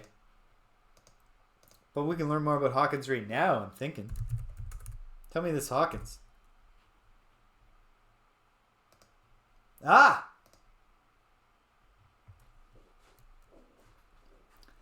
That's probably... There's some kind... Like, someone had just watched Transformers when they named this NPC. For sure. For sure. Retired pirate. Hawkins. Whose ship was the Empire? Because that might be relevant. I've been hearing about these ships. You know, shipwrecks. There's going to be cool treasures. Cut off me hand. Rough stuff. I'm sorry. I need you to run it back for me. Hand. Right. So yeah. How are you getting by with this hook? Yeah. That can happen. If you're not quick to get to a healer. Ooh. That's bad news, buddy. I'm sorry to hear that. What about any recent Tales of Buccaneer's Den for me? Yeah, I mean, I go there all the time, to be honest. But I'm so honest that, you know, I don't get involved with the illicit stuff. I just go in, I say, hey, I'm the avatar of all the virtues. Just chilling. No judgment. We get along. We get on. It's all good. Cool. Well, it was nice meeting you, Heftimus. Can tell you're going to be flagging me down constantly. A bird. And a new bird. And a very 18th century French looking bird. Maybe even earlier. 18th century for the Van Dyke, I think. But the collar might be a little older than that.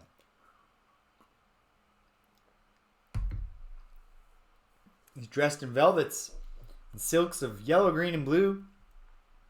I question that on the basis of the portrait. His voice is rich and mellow. Believe that. I'm the bard Van Kellion. Well, hello, Van Kellion. You're going to think I'm an idiot when I ask you what your job is in a moment. And I don't blame you, but that's just how we do things here.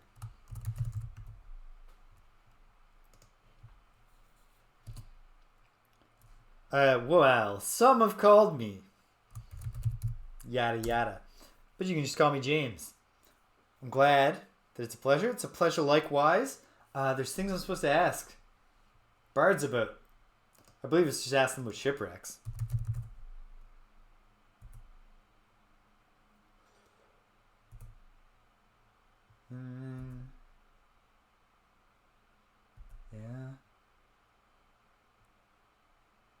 Yeah, ask other bards where the Empire or Dutchman ships rest. And we will. But first, again, I'm not going to ask you your name, even though I usually do ask people their name because you just told me. But what do? You sing. Songs to soothe the soul and refresh the mind. Yeah. Wait, Yellow rolls his eyes and whispers to me. What's up? Jhelom knows bards. He believes he does us a favor. This I must hear. Jhelom, don't be a jerk.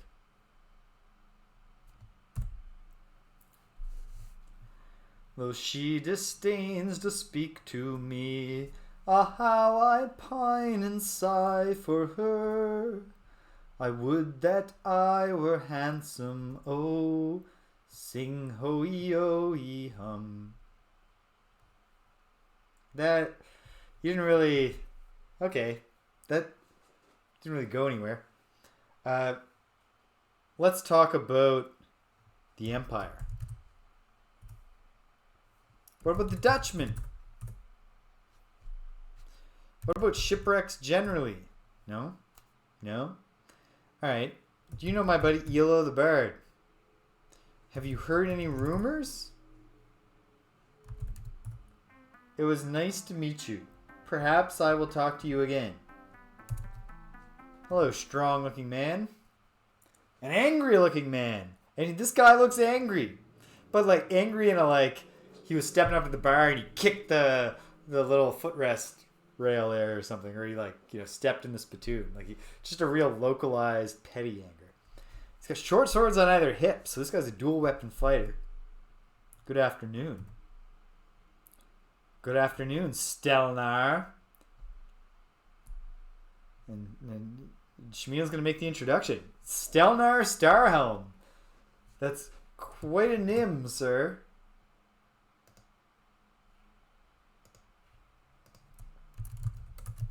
Stelnar Starhelm.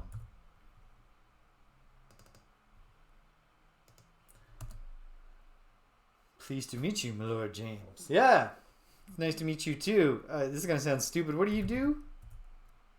Monster Slayer. What kind of monsters do you like slaying? You got any gargoyle experience? You hate all monsters. Well, hold on. Hold on. I was just talking to a lovely Cyclops couple just a couple days ago. And they're raising a human orphan. Just, I don't know, man. I don't know. Also, wisps are good now. Are you out of touch on this? I promise. I spoke to them. They didn't possess me. Alright, why do you hate wisps so much? They are hard to kill, but we don't need to anymore. They don't seem... Alright. You got your thing. You don't like monsters. Yeah. Gargoyles. Some of the gargoyles are pretty hard to kill. But most of them not so much. Yeah, I'm a buddy. Never mind. I didn't say I'm friends with a monster or anything. Okay. Okay. I'm gonna bite my tongue on this one. Let's start a fight in the bar. But Sinvral is good people. A vicious... You just said yourself you know he's a gargoyle. You know the difference between a demon and a gargoyle? You're so obsessed with monsters. Why? What's so evil about him? Tell me one bad thing he's done, at least since he stopped working for the Shadowlords. Because he helped us save Britannia, and he's doing it again. And also, he's just farming in the desert. He doesn't hurt anybody anymore.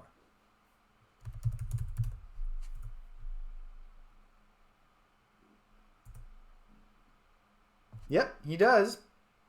Obviously, this is one of those conversations that is in the game for the folks who either don't remember when they played Ultima 5 or they didn't play it. The dry land, where is that? Oh, a desert. Yeah, and the shrine's there now. Why did they move... Any insight into why they took the Shrine of Sacrifice and like stuck it way in the middle of the desert? But you've been to every other place? Like, what? Okay. How do you feel about gargoyles? Oh, yeah. We talked about this. And you want them to be a statue? No, they don't. They turn into corpses.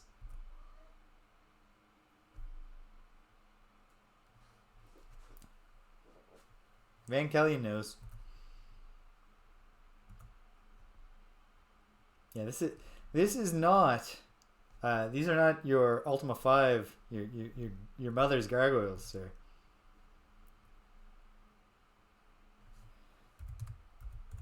Sinval, I'm not saying he's like pretty, but he's like a striking and proud fellow.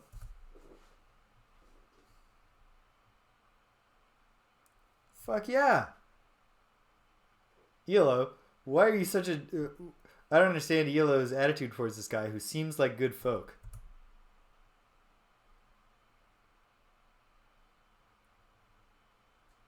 It's a good comeback, Stelnar. But, okay. Okay.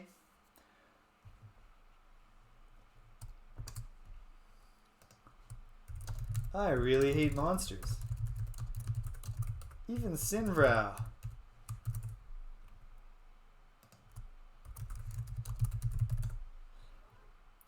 Perhaps it'll turn out that there's something we could get from this conversation other than information that I already have just by virtue of having played the previous Ultima game. But for now, we'll bid you adieu. I mean, he's nice enough to me. But, like, you're talking about my buddy here and... oh, little girl? Yeah, I can see her. She's about 12. Sure. She looks very agile. Those mugs look poorly designed. I'm not putting on her, but those look crooked to me. The sword and keg. Well, I get the sword part. What's the keg part about? No, I get that part too, but... It's rough here, but you doesn't mind. Don't, my dear. Technical writing teacher back on Earth. Someday you'll be a fighter. Oh, what kind of fighter? Fighting here usually begins over... Around sunset, things get really rowdy here. Who's the rat? Shh. She glances about to see if even overheard. I'm whispering just like you. It's all good. See yon hole in the north wall? I see it. It's right there. Right between Stelnar and Vankilium. Kellyan. No, I see it. I see it.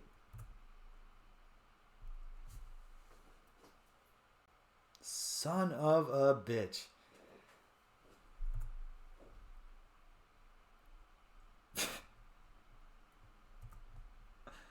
What was your idea? I will listen. Talking mouse? No. No. Okay, hold on. Yes?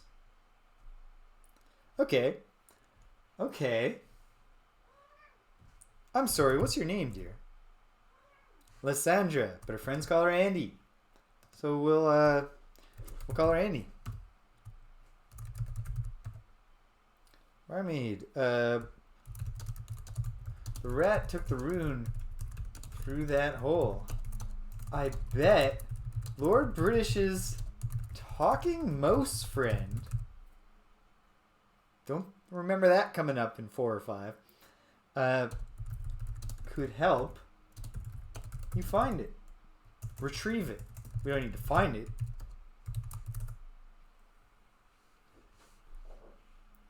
Okay. Great. So why do you go by Andy? Yeah.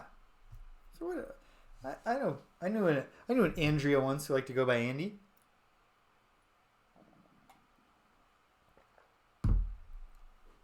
Nothing wrong with that. Yeah.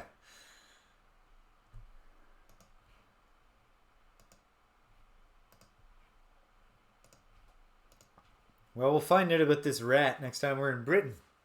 Which might be soon, because I want to get this magic unlock spell. Maybe I can learn it in Cove.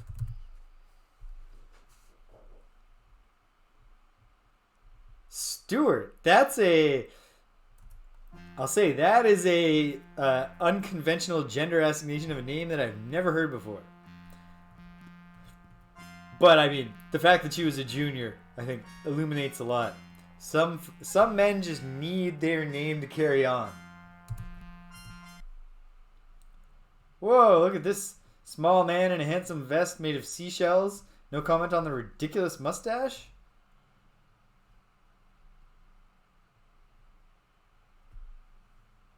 Oh, I'm the avatar. Let me be humble. I'm just James. You don't need to call me the avatar of all virtue, the most enlightened man who ever walked the lands of Britannia. You can think of me that way, but you don't need to address me that way. I'm humble. It's one of my many virtues. Oh, yeah. I'm always down for a good tale. Yeah, why would... Yes. You call this story Arturosis. Okay, weird name. Two travelers come to Trinsic, hungry as usual. Okay.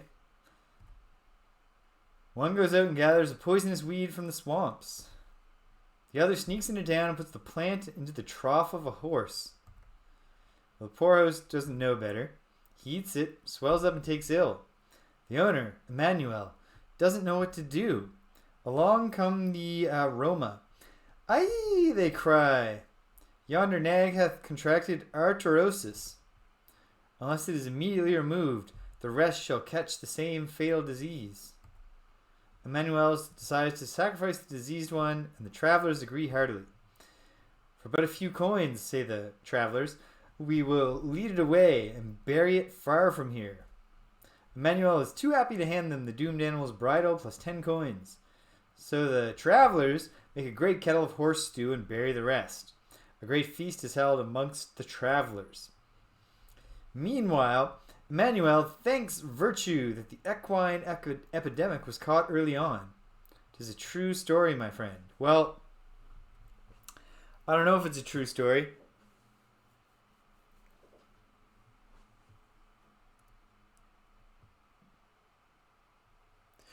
Well, that's good. Because you can easily imagine a person, not being pleased with an unconventional name. But that's good. And it speaks to probably a healthy father-daughter relationship, which is also good. Yeah, listen, I'm not commenting one way or another on the truth of your story. You're Cullum. Alright. And what do you do?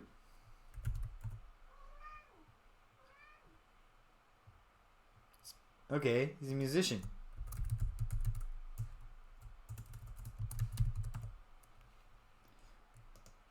Alright. So what makes people's spirits low? Haunting melody. In old Magintia, he laughs. Nothing funny to me about the, horrible destruction of a town. Yeah, it was. I'm not laughing here, buddy. Remind me your keyword, cheer. The mantra of valor bringeth great cheer. Not a great singer, but I love to play a song of valor. It makes me sing. Will you sing your song of valor? I'll sing, though I'd rather play. Well, you want to play then? Pub is filled with the sound of singing. It seemed like such an easy climb. I crawled upon the serpent's spine. I hadn't even time to blanch when down there came an avalanche. And then my mantra came to mind. The boulders bounced and passed with speed. We've switched from an AABB to an ABAB. My frozen... Oh, ABCB, perhaps. Frozen fingers gripped to rock as sliding snow swept loose my feet. And some slant rhyme, too. Sing raw, my friends, sing raw. 'Tis a song to make thee strong. When the mountains be high and the ground be far. It better be sing raw, my friends, sing raw. Sing raw, my friends, sing raw. And they're all singing raw right now. Great, thank you. I knew the virtue of valor, the mantra of valor. I am the avatar. But I still liked your song, buddy. You take care. If I ever find out that this story you're telling about the travelers is false, I'm going to come back here and call you a racist to your face. Alright, this guy's had a rough night recently. Slender man. He does look slender. His boots come up to his thighs. Cannot verify or deny that from his portrait. Care to join me in a drink? Yeah, sure. Hands a mug to swallow. Is warmed mead. I love mead. Sweet and bubbly with a cinnamon stick in it. I've never had mead with a cinnamon stick in it. That sounds intriguing. Comes from Verity Isle, he says. Ah, yes. Ah, yes. Mostly made of honey. Ask a brewer. No, I know. I know what mead is, buddy. So who are you, pal? Jairus.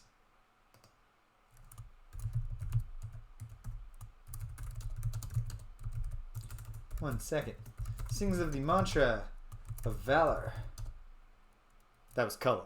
But sings of the mantra of valor.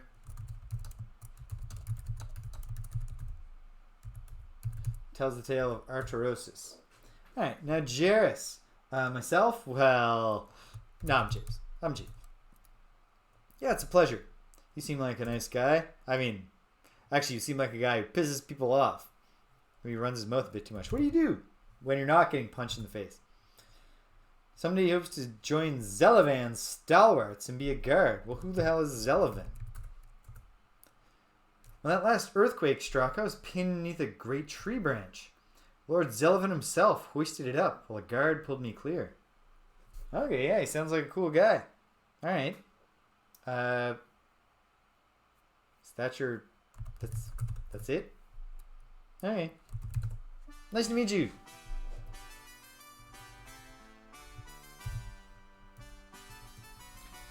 So that's where, what's her name? Andy sleeps. And just avoid our buddy Heftimus. And let's see what else is going on here in Jhelom.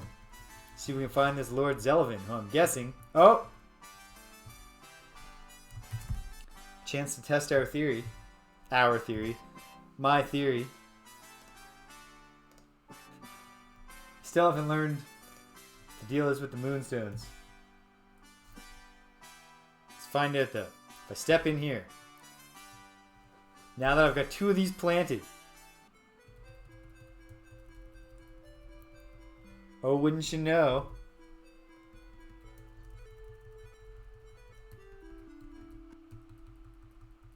Where am I? I mean, I'm somewhere else. But where did I plant another moonstone? I don't even remember.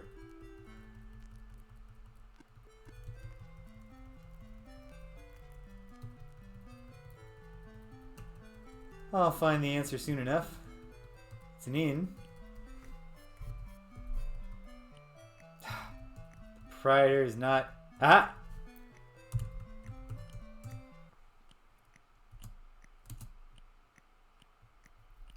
Welcome to the... Ah, it didn't take me anywhere. Did it? Because I didn't actually plant one in Moonglow, did I? Okay.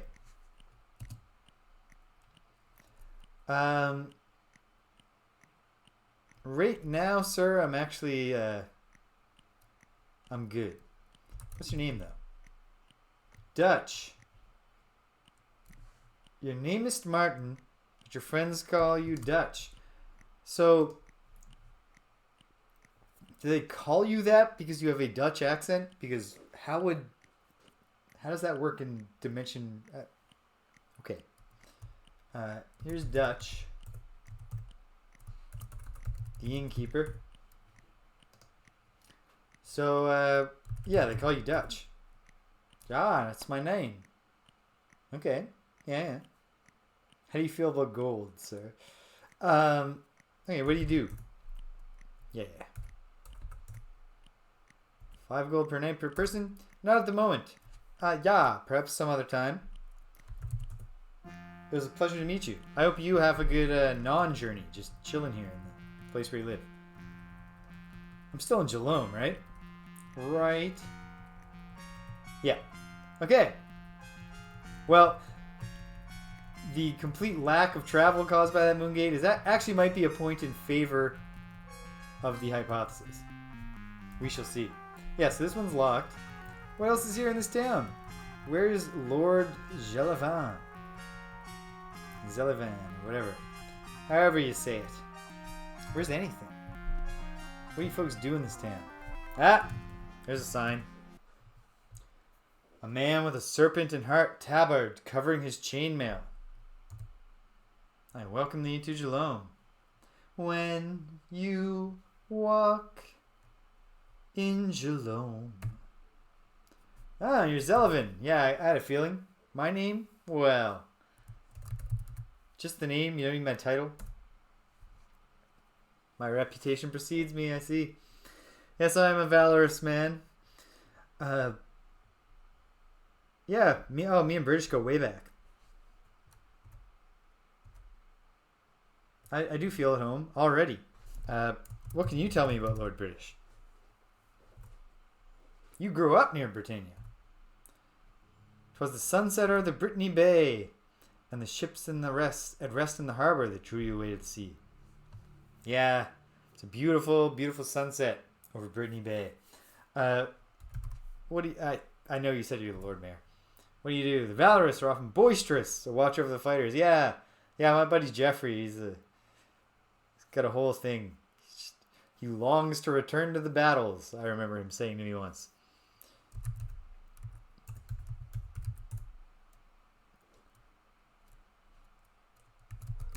You know, sometimes I've heard it said that discretion can be the better part of valor. Speak to no man if I need arms. Okay. Who do I speak to if I need battle? Yeah, well, yeah. Your exploits sound great, but I've actually saved this world 5 times. Alright. So, sounds to me like you're really fucked up with this rune, though, buddy.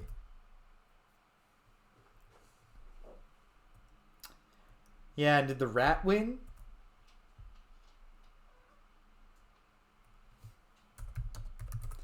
Is this a pun about Noman, the arms, the blacksmith? Or is it because the rat won?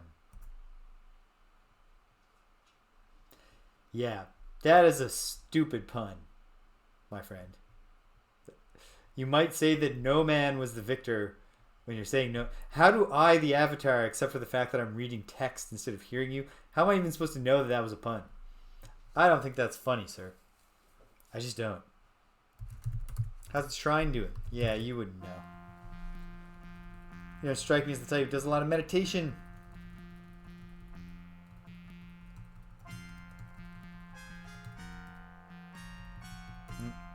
There's the old Dutchman. Or Dutch. A fellow who does seem Dutch, except what does it mean to be Dutch? Oh, with magic unlock, I could rob this person's house. Not that I would. I'm the avatar. Whoa. Blonde man with broad shoulders and a stern, unsmiling face. Yes. That is what I see. Oh, whoops. Didn't make any notes about Zillivan. Lord Mayor. I gave the rune away in a friggin' tournament.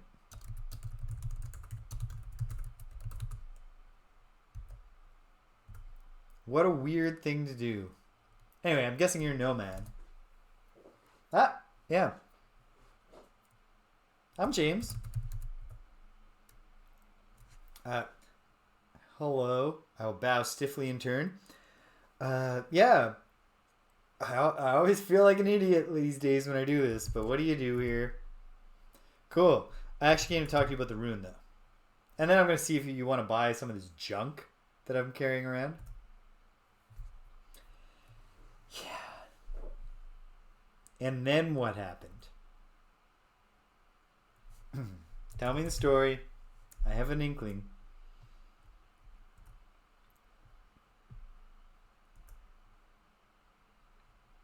Oh, you didn't even keep it for a whole night.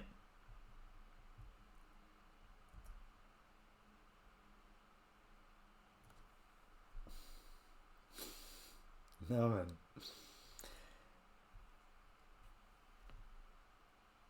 Awesome. It was a pleasure to meet you. I play Ultima every Sunday. So I hope to see you again, Mediv.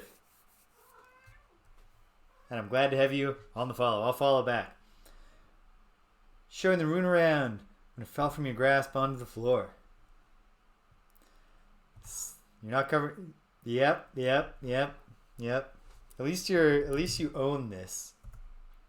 It's not trying to cover it up. Hide his shame. Scampered over, seized the trinket, ran back. This is...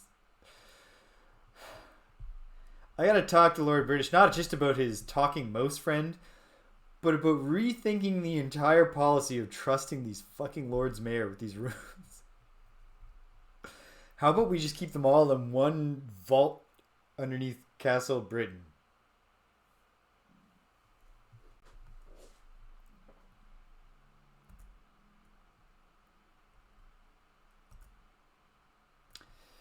Yeah.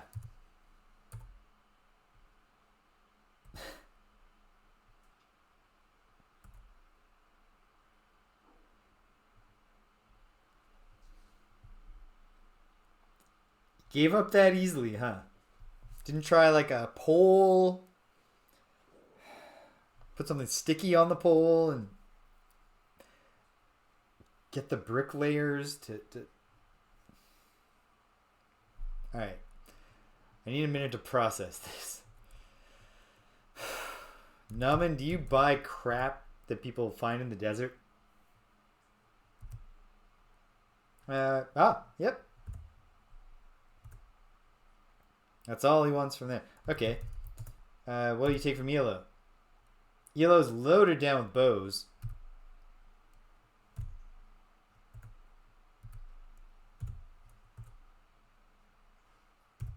That's enough of that.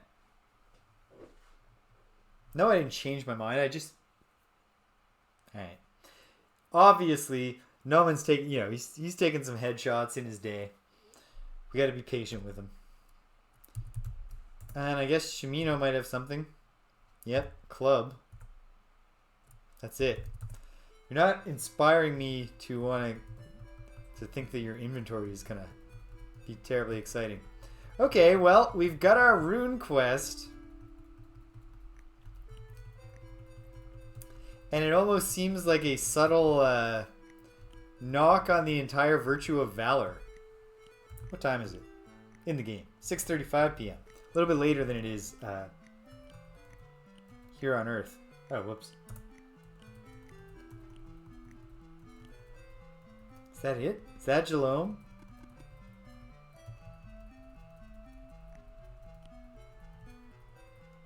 Oh, wait. It's around supper time. Should go see if people are fighting in the pub. Maybe someone new's there.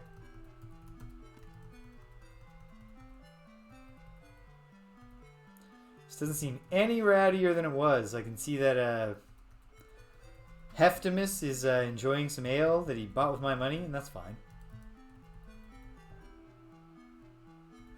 Yes, I am busy. I don't know if it'll be right after. Like, I might cycle something else in.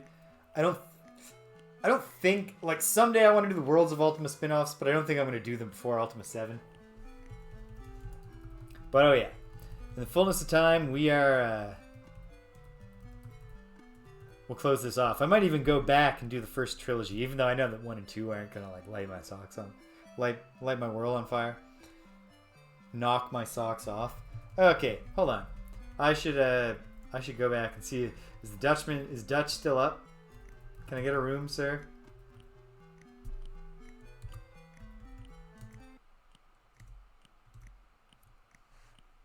I'd like to stay in your inn.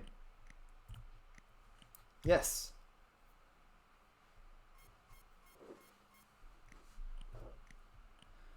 A huge tasty breakfast. I can believe that they eat a big breakfast in Jhelom. Yep. That's true. That's true, Martin. It's true, Dutch. Your friends call you Dutch. I feel like we're buddies now. I myself am a vegetarian, so I'll just be having a big stack of pancakes. But I do feel like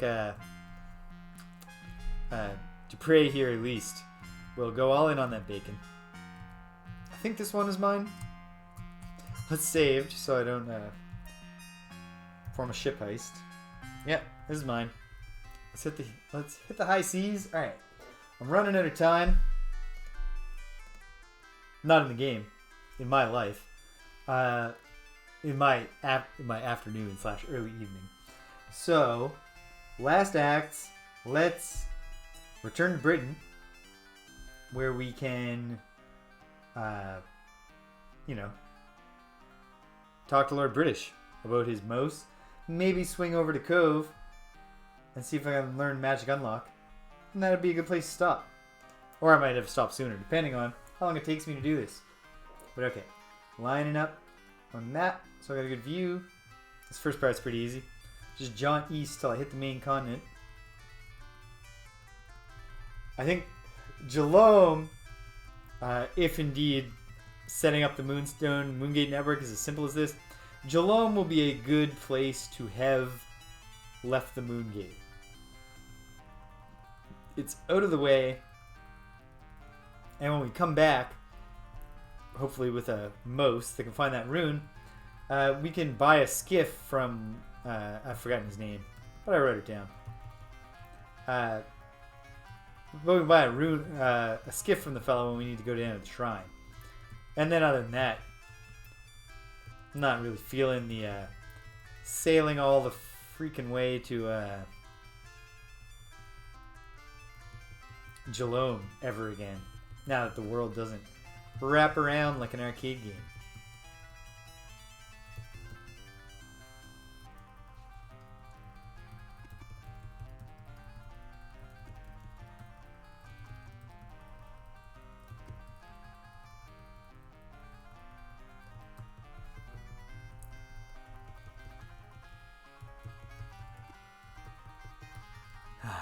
Got greedy. Wanted to go faster.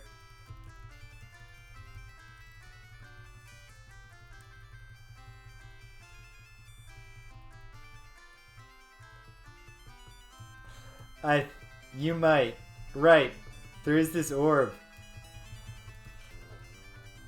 That's obviously going to play a role. I just don't know what it is. I was told what it is. I might even have it in my notes. But yes, maybe you'll just be explaining it to me next week. We shall see.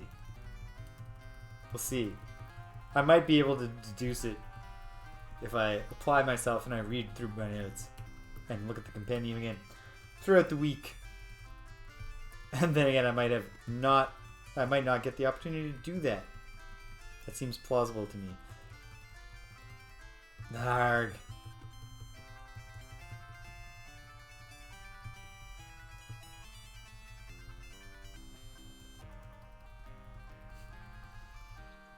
I won't miss this experience.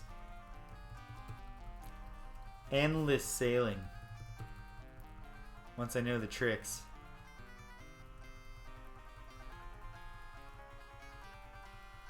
Oh no, I didn't mean any experiments during the week. I mean I might look at my notes and think. And then the experiments would happen live on Twitch. Right here, 58 Dream Stream.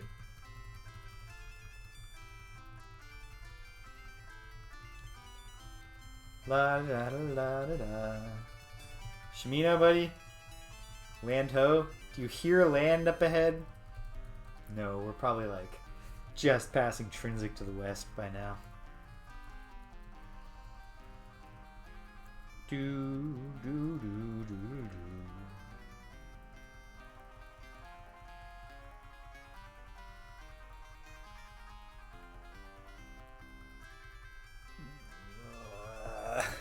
Come on.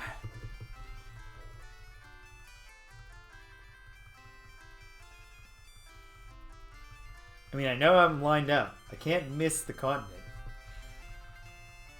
I'm in the inner sea. There's no going north and missing the continent. Yeah, like, I mean, Shimino's not good enough at describing the sounds he hears, but like, you know, do you hear any trees waving in the breeze? Do you hear Cyclops footsteps? There are land sounds. Nonetheless, all Shimino ever knows is that he hears something. So it wouldn't help because it could just be a sea serpent.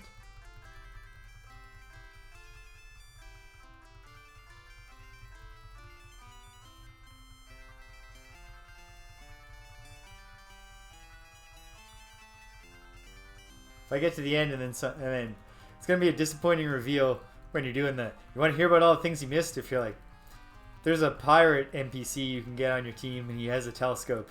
That's his NPC power. If you use his telescope, you can actually find out. I don't think that's gonna happen though. Okay, I think I'm closer to Cove than I am to Britain, but I don't know. I guess I should zoom up here a bit. Yeah, this is probably near Cove. If I see either a forest or a swamp up here, you know what? Let's do it the old-fashioned way, by getting out of the ship and walking a bit. Big swamp.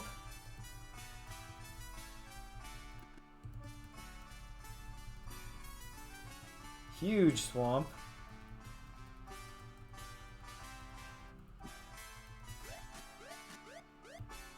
Oh my goodness. Attacked by bugs. Back to the ship. This was a mistake. I regret everything. Oh god, alligators.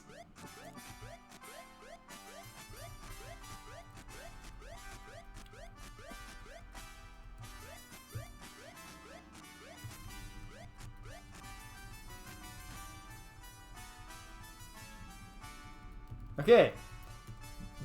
We baited the flies, I think, into fighting the alligators. Actually, no, because it would be giving me constant updates. Either way. No need to ever think about this again. Let's, a little further east. Nah. There's no way. I feel like now I've overshot to the east. I guess I'll find out really soon, though.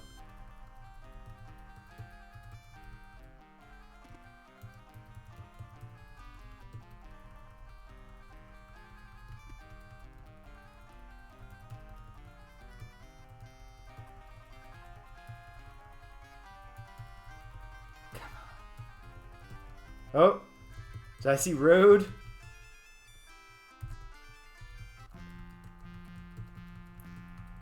Yes. Where does this road go? It's either a place that I want to go or it's something new. Either way, the road will lead me back to my ship when I'm ready to go home. When I'm ready to get back on my home is the sea. It's the sailor's life for the Avatar.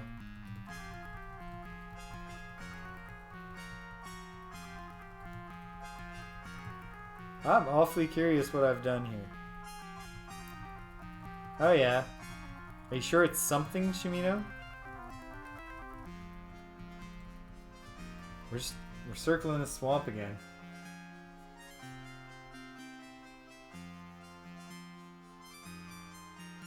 Okay, forget it.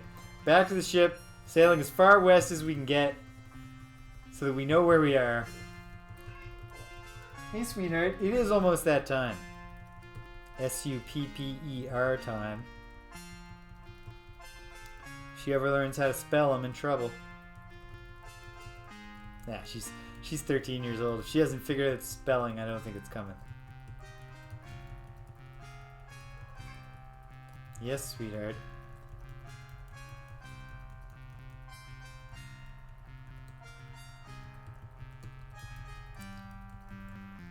Okay.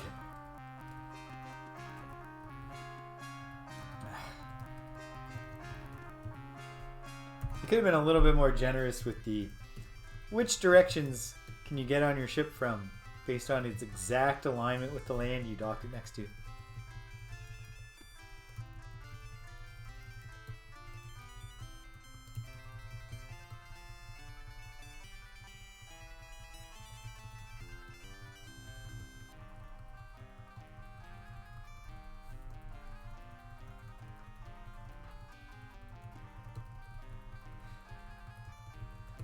Well, I don't see us getting to Cove. I'm really eager for when this academic year is behind me, which it will be very soon. Get back to some longer streams. Probably not every weekend, because Because it will eventually be the summer, and probably sometimes I should go out on the weekends in the summer.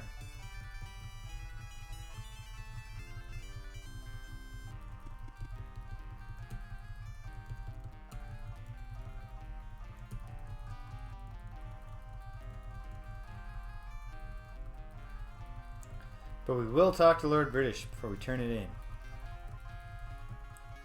Break bread together.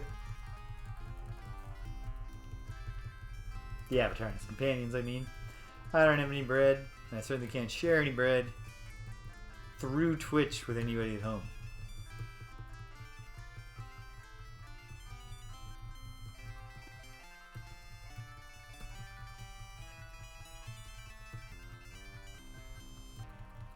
What is this?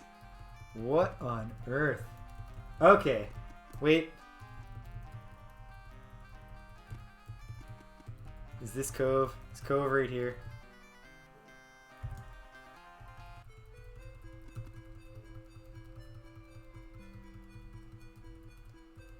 Oh, here's the Shrine of Compassion.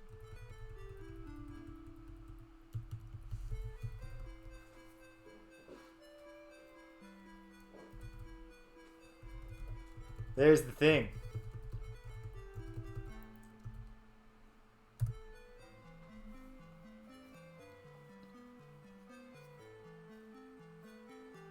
And I do attract a fair number of viewers. Regulars are European. I assume because this is a classy and sophisticated stream. I'll stand guard myself. The Avatar. Nobly staying up all night for his buddies. Yeah, so I don't want to I gotta be careful with my I don't want to alienate the any of my regulars. Don't want to hold my streams while you're sleeping. British. Okay, here we are. Yeah, this is a real weird shop setup, as we recall. Also, what's with the... do they replace that bunch of grapes every day, do you think? Oh, for the crying out loud.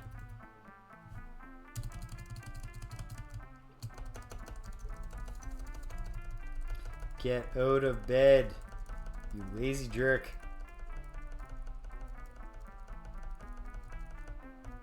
You're wasting daylight.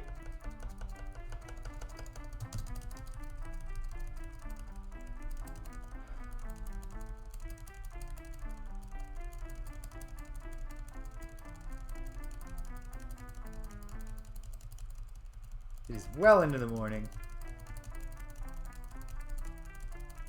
I understand wizards probably... it's probably just a wizard thing to keep eccentric hours. Okay. Thank goodness. Hey, Rudium. I was hoping to learn a spell from you. Yeah, it needs the Breath of the Wild, just, I'm going to sit here for this many hours, button. For sure. Like, separate from resting, because you got to eat and stand guard and stuff when you rest. Why? Let me guess. It's open now, isn't it?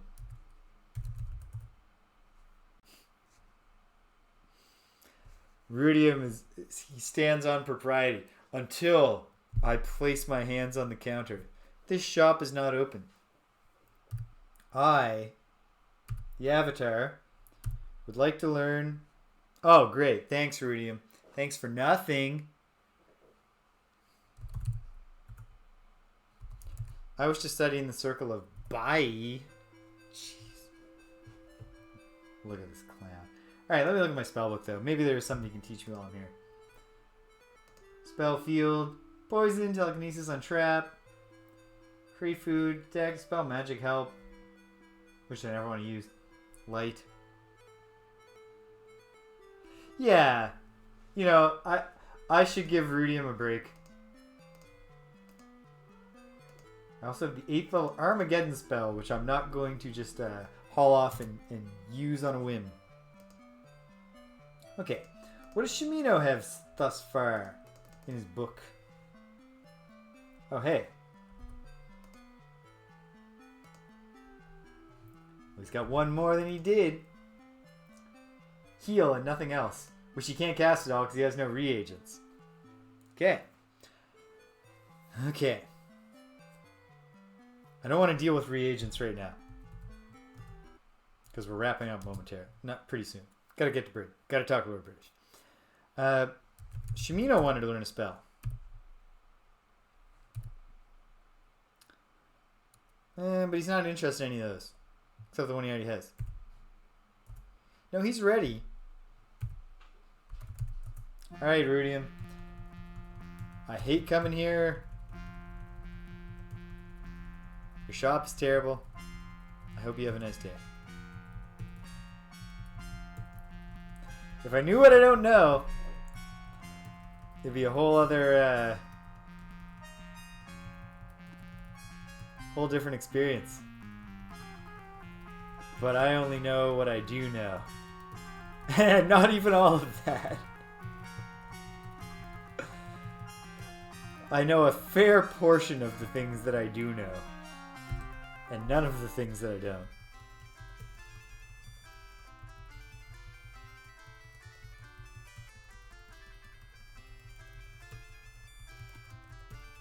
So we're only in the warm-up phases still with this game.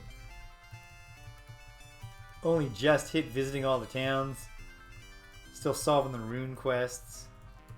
We don't even have a sacred quest that would allow us to go check out the old codex. So there's a long way to go.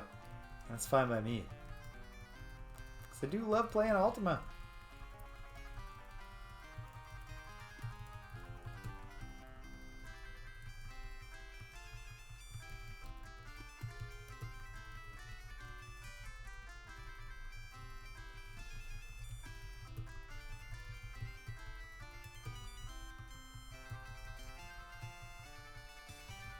Okay, here we are. In Britain. Here's the docks. Can we make it to the castle before nightfall? I'm not super optimistic. I'm going to save. If I take a suboptimal route to the castle, give myself another chance to get there on time. But I think the castle is just right up the way. Huh? Yeah? Oh no, this is the... Well, it is right up the way. Oh man, yeah, hello, goodbye. Hello, I must be going. Yeah, I wish I could talk to you, Lord British, because I'd already be there. But I think we've made it.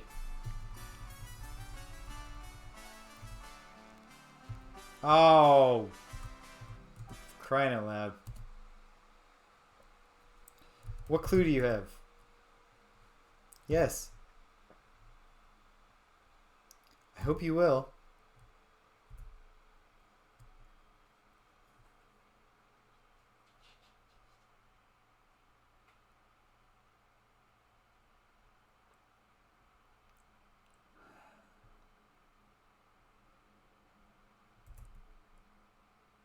Yeah, we've been through this.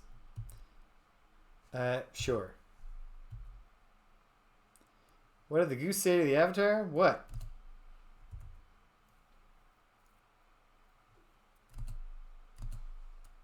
No, I don't. Honk honk. That was good. You did. Oh, my Lord British. Alright, fine. We can't talk to Lord British today because this cat's driving me crazy. I'm getting hungry. We gotta wrap it up for now. I'm gonna throw a save down.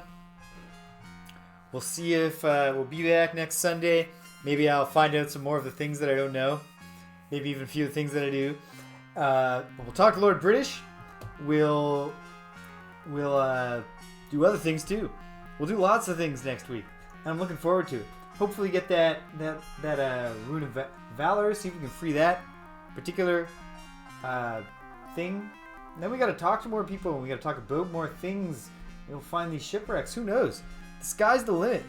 And a few weeks from now, even more so, when I have a little bit less on my plate.